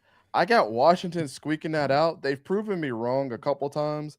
And I just think Kalen DeBoer as a coach knows what it's like to win. I think that game, those 2 games against Oregon, they're not going to take Texas lightly. And it just depends on what they got. 3 good receivers that clear Texas's defensive backs. That's not their strongest suit on their team. Not that they're going to have a route there. And Washington and Alabama is going to be. It is the game that America needs, because it is the biggest middle finger to the Pac-12 that I've ever seen of all time when they make it through. They're going to be like, you're going to miss us, because the Pac-12 was the best conference this year. I mean, all the way through, this was the worst year to split up a conference, to be completely honest with you. It was so good this year. It was so fun to watch college because of them playing. But I think Alabama clears Washington too. Nick Saban gets another one. The one thing is, dude, Alabama is not the Alabama at the beginning of the season. They've been playing phenomenal recently. And people act like people don't change. Yeah. Jalen Milroe, Nick Saban sat him and said, "You're not playing your best. We're putting Tyler Buckner and Ty Simpson in there." Then they stunk it up. Then Jalen Milroe got his stuff together for the rest of the year, and some people had them as their Heisman favorite. Yeah, because that's the thing that he won. Like, I hate Nick Saban. I'm an LSU fan, so I can't stand him just out of like it's like a rule, you know what I mean? Like, it's like a law. I have to not like him. But you can't disrespect that man's coaching ability. You just can't, you can't. And he don't have the superstars on this team like he used to, and they're getting it done. And exactly. This is probably, I would say, as a coach, Nick Saban's probably most proud of this team out of any team he's ever coached. Yeah. Because he doesn't have that star player on there. He really doesn't. No. And Jalen Milroe, I mean, he's a star right now because of the way he stepped up, but it's not like he was like that the whole year. Yeah. Nick Saban might cry tears for the first time if they win a national championship. That'd be crazy. You might come back to our channel and y'all let me know if he does. That'd be crazy. I would be super proud of those guys if I was him. Can I ask one little quick question before we get into yeah, go for it. Speaking of college and Texas is one of the teams. Now I know you really look into it, but with Quinn Ewers coming back, do you think Arch Manning making a decision to stay in there is a good decision? One of them's going to get transferred. One of them's going to transfer. Yeah, I feel it coming. I said this last year. I said this last year, bro, and I got slammed on Twitter by Texas fans. They're like, "There's no way Quinn or Arch Manning is going to transfer from here." I said, if Dylan Gabriel transfers out and there's a quarterback controversy, and this is the best time because they're in the college football playoff. Yeah. One of them is transferring to Oklahoma. It's going to be one of them that does. I think it's probably going to be Arch more than Quinn does, because Quinn's from that area and stuff. So, you know what I'm saying? That's his team. Yeah, he announced he was coming back for another season. So I was curious. Arch Manning, if he doesn't go to Oklahoma, at this point in time, I'd be very surprised. But if that happens, bro, I'm gonna be a demon on Twitter. I think with that Manning background, they might be telling him to stay. Well, he really doesn't have any ties to Texas, right? So he has ties to Ole Miss, and his dad was Tennessee. But they've all just kind of did their own thing, though, right? Tennessee. In Tennessee, they've kind of all tried to paint their own legacy in a sense. Did Archie go to Ole Miss? Archie, Eli, and his dad all went to Ole Miss. His dad had like a really bad leg or back injury. Wait, Archie's dad did? Arch's dad did. He was a wide receiver. Yeah, he was a wide receiver. Yeah. He does funny interviews now. Like that's what he did after it. He was like, I think he broke his leg or something like that. I think it was like he had like a really bad leg injury and he never really got to do his thing. Because apparently he was the most athletic out of all of them. Yeah, he was the best. He was better than all of them. Like, they all say that. Everybody says, everybody in the manufacturer. Peyton and Eli still say that. They was like, he was the best one out of all of us. Yeah.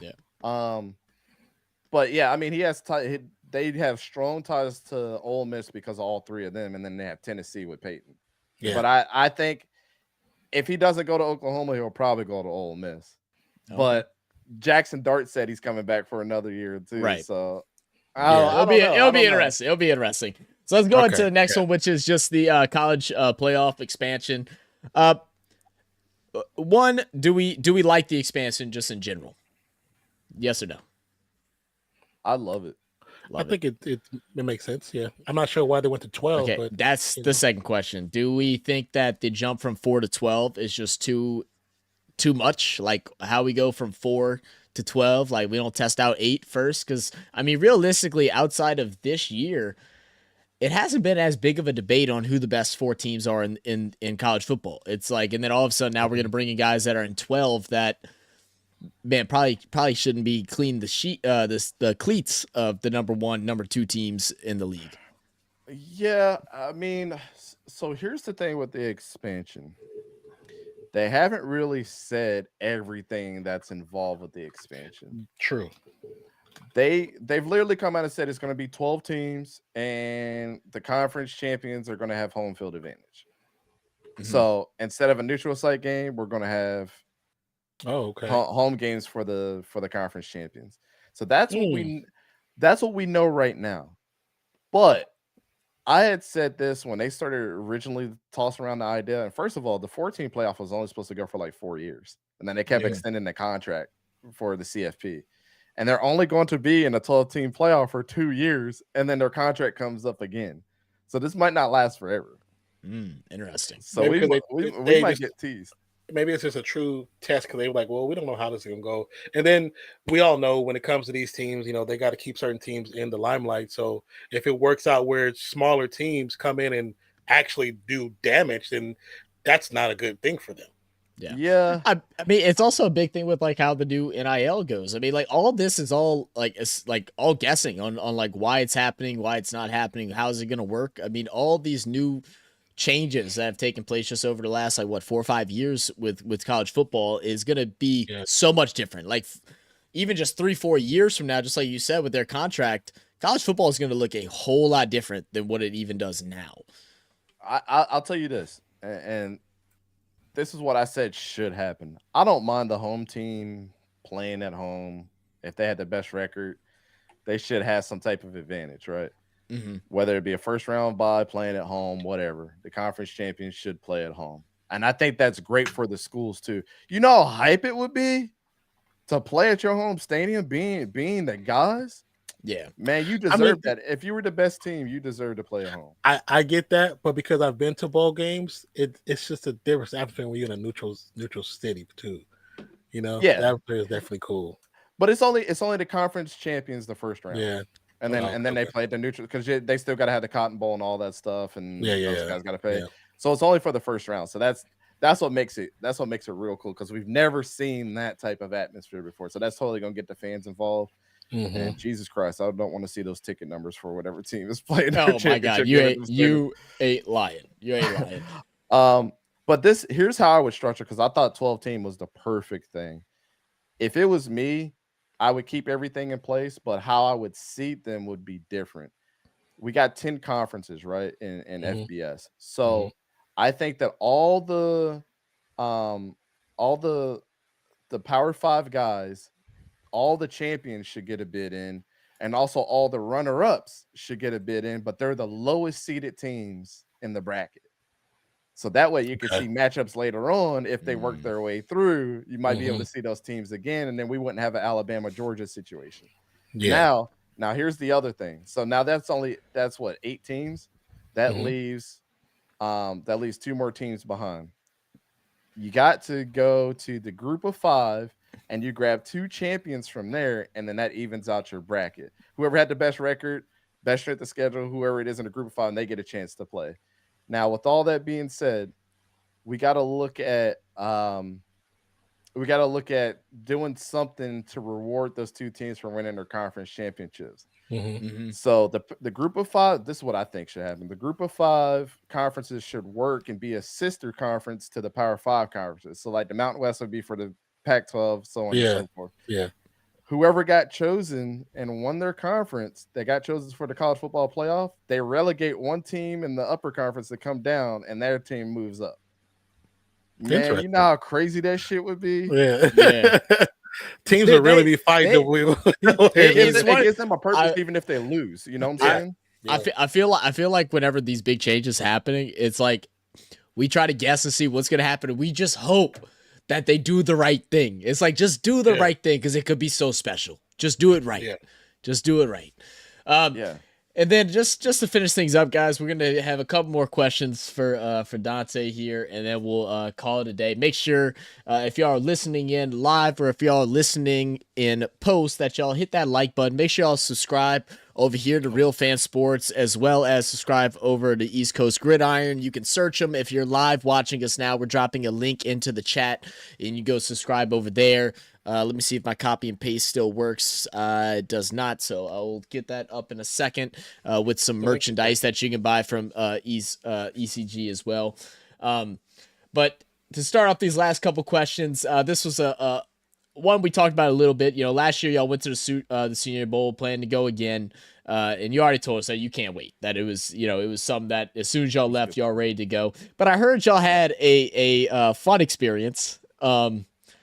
That involved a granny that was a little murderous, apparently. What's all that about, man? So eloquently put, the wheels were burning. So we were sitting in Raising Cane's, and first of all, I've never had Raising Cane's before. That's so funny because I was eating Cane's literally this morning. I know, I saw it before the show started. And we have a Raising Cane's up here in Delaware now, and it sucks compared to whatever the Southern Raising Cane's is. I just want to make that known. But it was our first time there, so we were kind of like, all right, let's get something to eat. We just got picked up from the airport. Airbnb wasn't ready yet, and we stopped in there for a quick bite. Mind you, we're in Fishin's truck, and we had all of our bags in like his, in his bed of his truck. So we put them joints in the inside, which then came up to a problem later. So we're out there eating, and we see this lady in a wheelchair. Yo, she had like an oxygen tank on her back, a pair of shoes like in the bottom pocket. It was crazy, and we're sitting there like, all right, we're done eating. We might wait a couple minutes because we don't want to get bothered. We don't know anybody in the South. Alabama's a little different. We know that Mobile, Alabama in particular is a little sketchy. Yeah. We don't want no trouble. We just want to get in and get to the Airbnb and survive this day so we can move on to the Senior Bowl, right? We walk outside. We think that she's gone. Out of nowhere, we hear Fisher said he heard them wheels burning. He said, "Sir." She was like, sir. And I'm like speed walking, bro. We forgot that the luggage was in the front. So I ended up calling my wife. I was like, just talk to me. I have no idea because I'm laughing so hard. She's like, what the hell is going on? I'm like, I'm just dying laughing. I couldn't open the door. We're throwing the luggage in the back. We tried to get out of there, bro. It was a crazy experience, bro. I'm like, she gonna end up on the highway at this red light with us too. Got a license plate on the back of that thing. Look, you joke, but like that's real deal. Like in New Orleans, not that long ago, they literally had someone in a wheelchair hop up on the I-10, try to get to New Orleans on a motorized wheelchair. Yeah, crazy, bro. It'd be crazy down here in the South sometimes. And yeah, that was Papa Sore. That we had to do some reconnaissance, so we normally like to go and like stalk some different socials and try to find some funny things. Couldn't find any. You're private. Yeah, you private on everything. So I was like, let me message Sora. I'm sure he'd be able to give me some good stuff. So he also asked us, also gave us one other one we thought would be interesting. So he told us that y'all are all getting together and doing like a football drill video. And we want to ask, who do you think will be the best out of everybody, and what position would you put them in? Ooh, who I think is going to be the best out of everybody? It can't be myself. So, so what he's saying is y'all all trash. That's what he's saying. Just like y'all know, whether you say it out loud or not. Oh man, that's a good one. I think they're all good at different things, but I think probably the best one is probably going to be Fishing out of the whole crew. Yeah. I think he's the most consistently.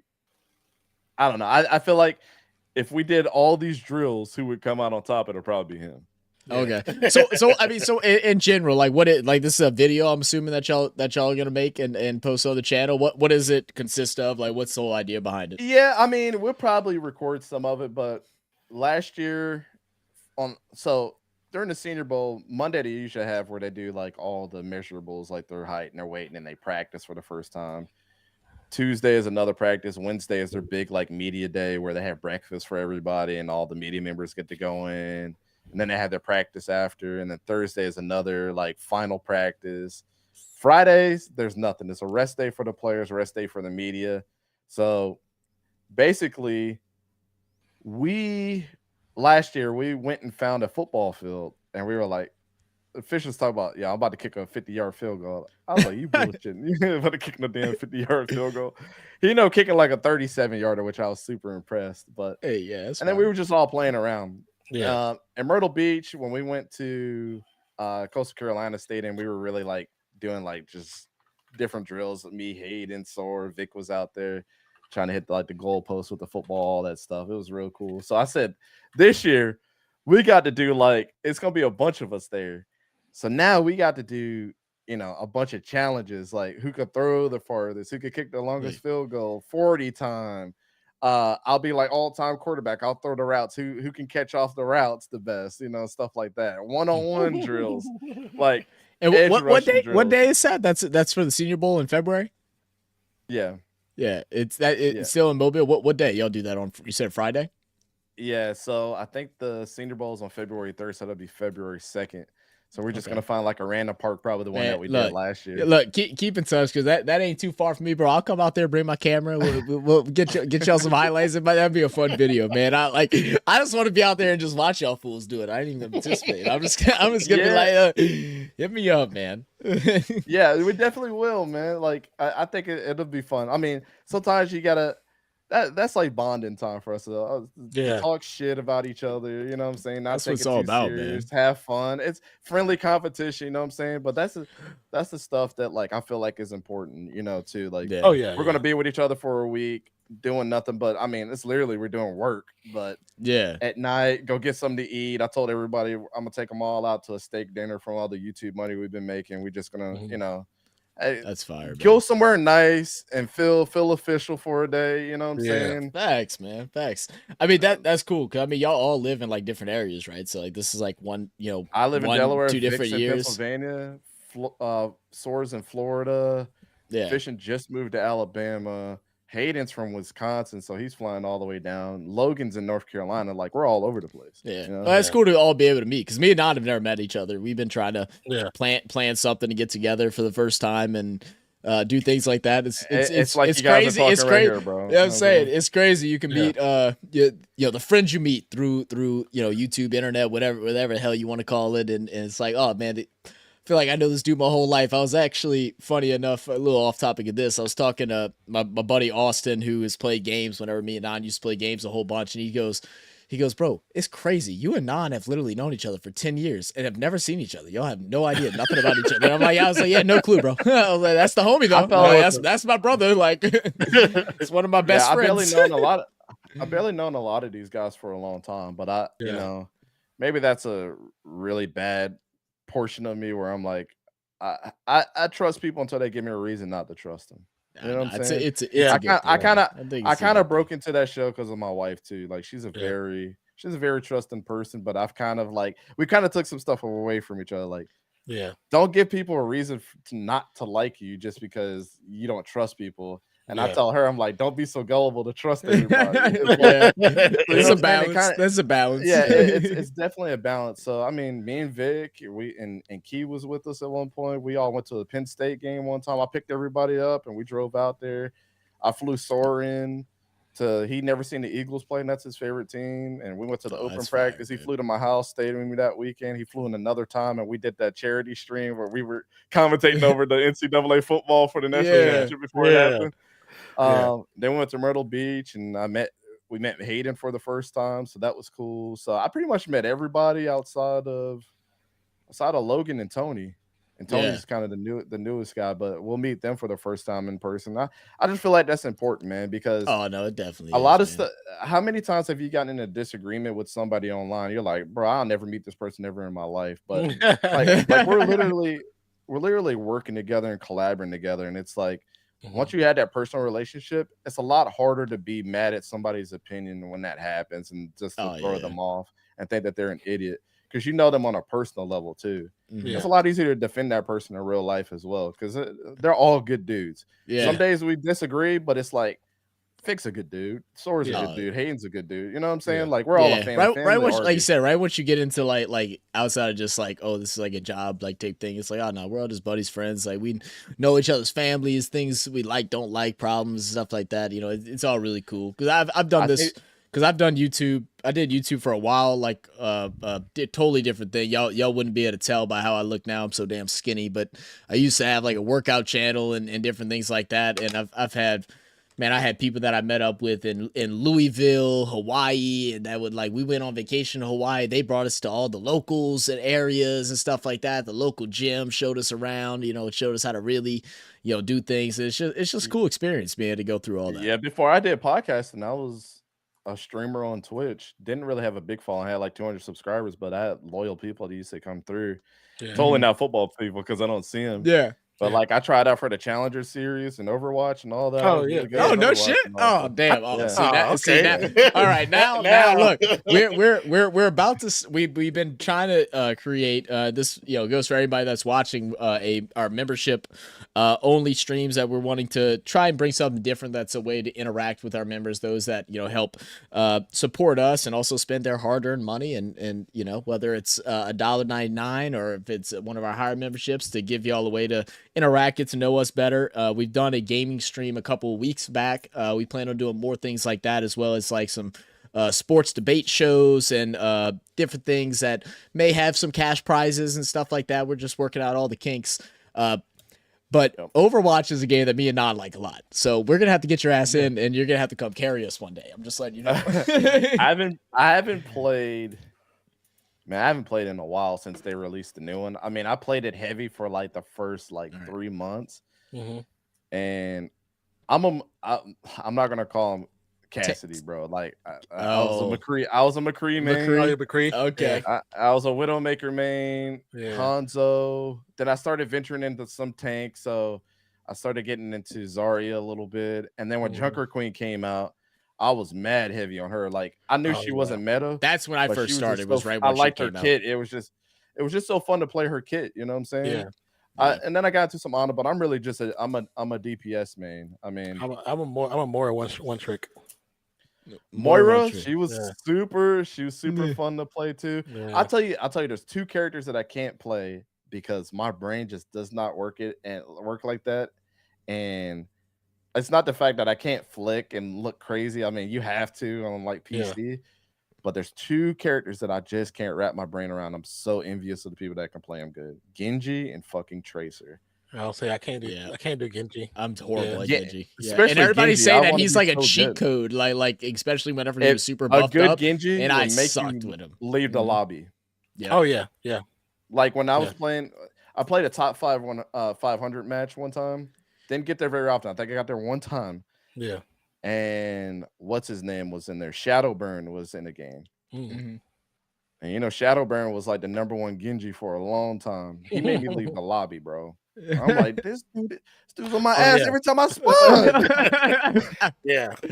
I think the highest I've gotten is like gold 1 top 10%. And man, certain people when I run into them, I'm like, yeah, I'm gonna put you on the void list for like you get this 7 days. I don't want to play you for the next 7 days again because you make me hate the game. I used to be one of those Smurfs where it's like I'm playing with my friends and make a Smurf account. They're like, carry us the diamond. And we get there in like 5 hours. They're like, bro, thank you so much. I was like, that's awesome. And people are like, look at this freaking McCree, man. Smurf, I hate you. That's crazy, man. All right, so our last question, man. One last fun one to end things out. Go ahead and ask it. All right, so like I said, another fun one. If you could take one animal with you in a battle as a battle companion, what would it be and why?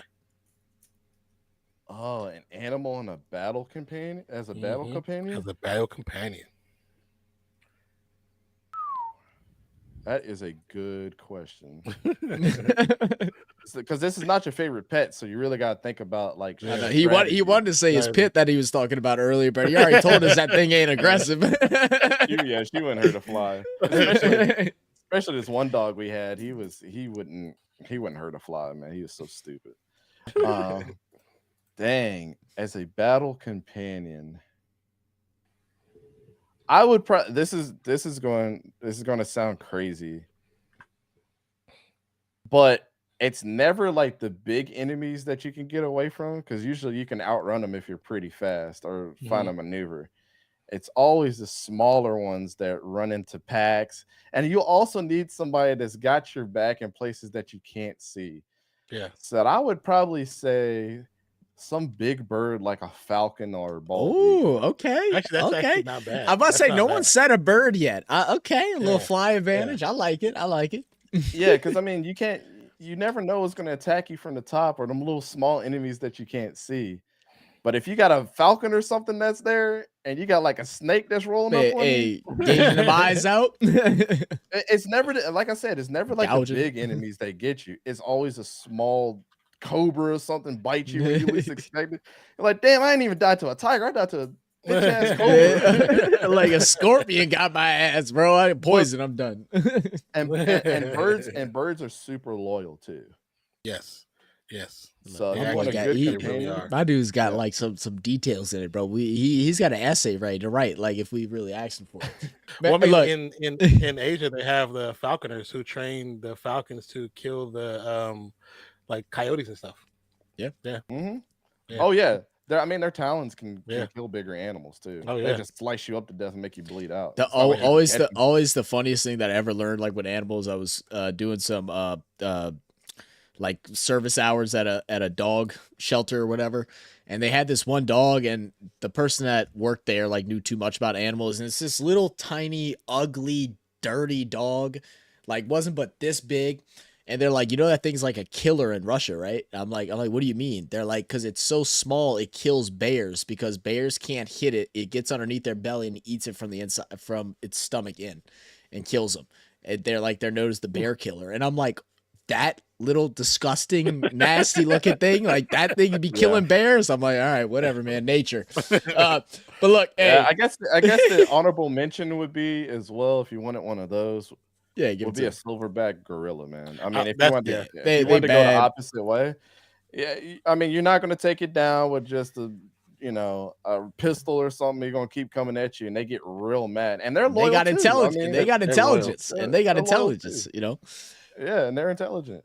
Facts. But man, Dante, this has been a lot of fun, man. Thank you for joining us. Everybody else that has joined in, whether you're listening live or you're listening on the after podcast, once it's done, make sure y'all hit that subscribe button. Make sure y'all go over and follow ECG and his whole entire crew. They are all some amazing people with some great sports analysis. They have a great time. They might teach you a thing or two, allow you to have some good laughs, and I definitely can't wait to continue working more in the future, whether it's doing another podcast, whether it's doing some other fun stuff as our channels continue to grow together. Really appreciate you and all your people and your whole crew, man. Yeah. I appreciate you guys having me on, man. Y'all are the homies. If I had to tell anybody, always bring some people with you, man. You never know. Life's too short. That's Facts. That's it, man. Facts. Hey, on that, we'll close it out. My name is Zach. I'm here with Nonpfixion, here with Dante. We'll catch y'all on the next one live Monday and Thursday for primetime football. ECG, when y'all live next? Let them know. Tomorrow we had to move the NFL show from yesterday to tomorrow. I actually, like I said, house hunting and stuff like that has kind of took over, and a couple of guys had some things locked up. So tomorrow we got the preview show for the Thursday night football game, and then we're going to do NFL Rush, which is our all-around football show for NFL. So, and then, like I said, we'll probably do our first film study on Friday. Ooh, I can't wait. Not gonna disclose who it is yet, but I know some of my guys are gonna be excited when they see it. Let's go, Yeah. baby. Yeah. All right, Definitely guys. check them out, man. We're out of here. Peace, love, chicken grease, all that good stuff. Cheers. See you guys. Peace out.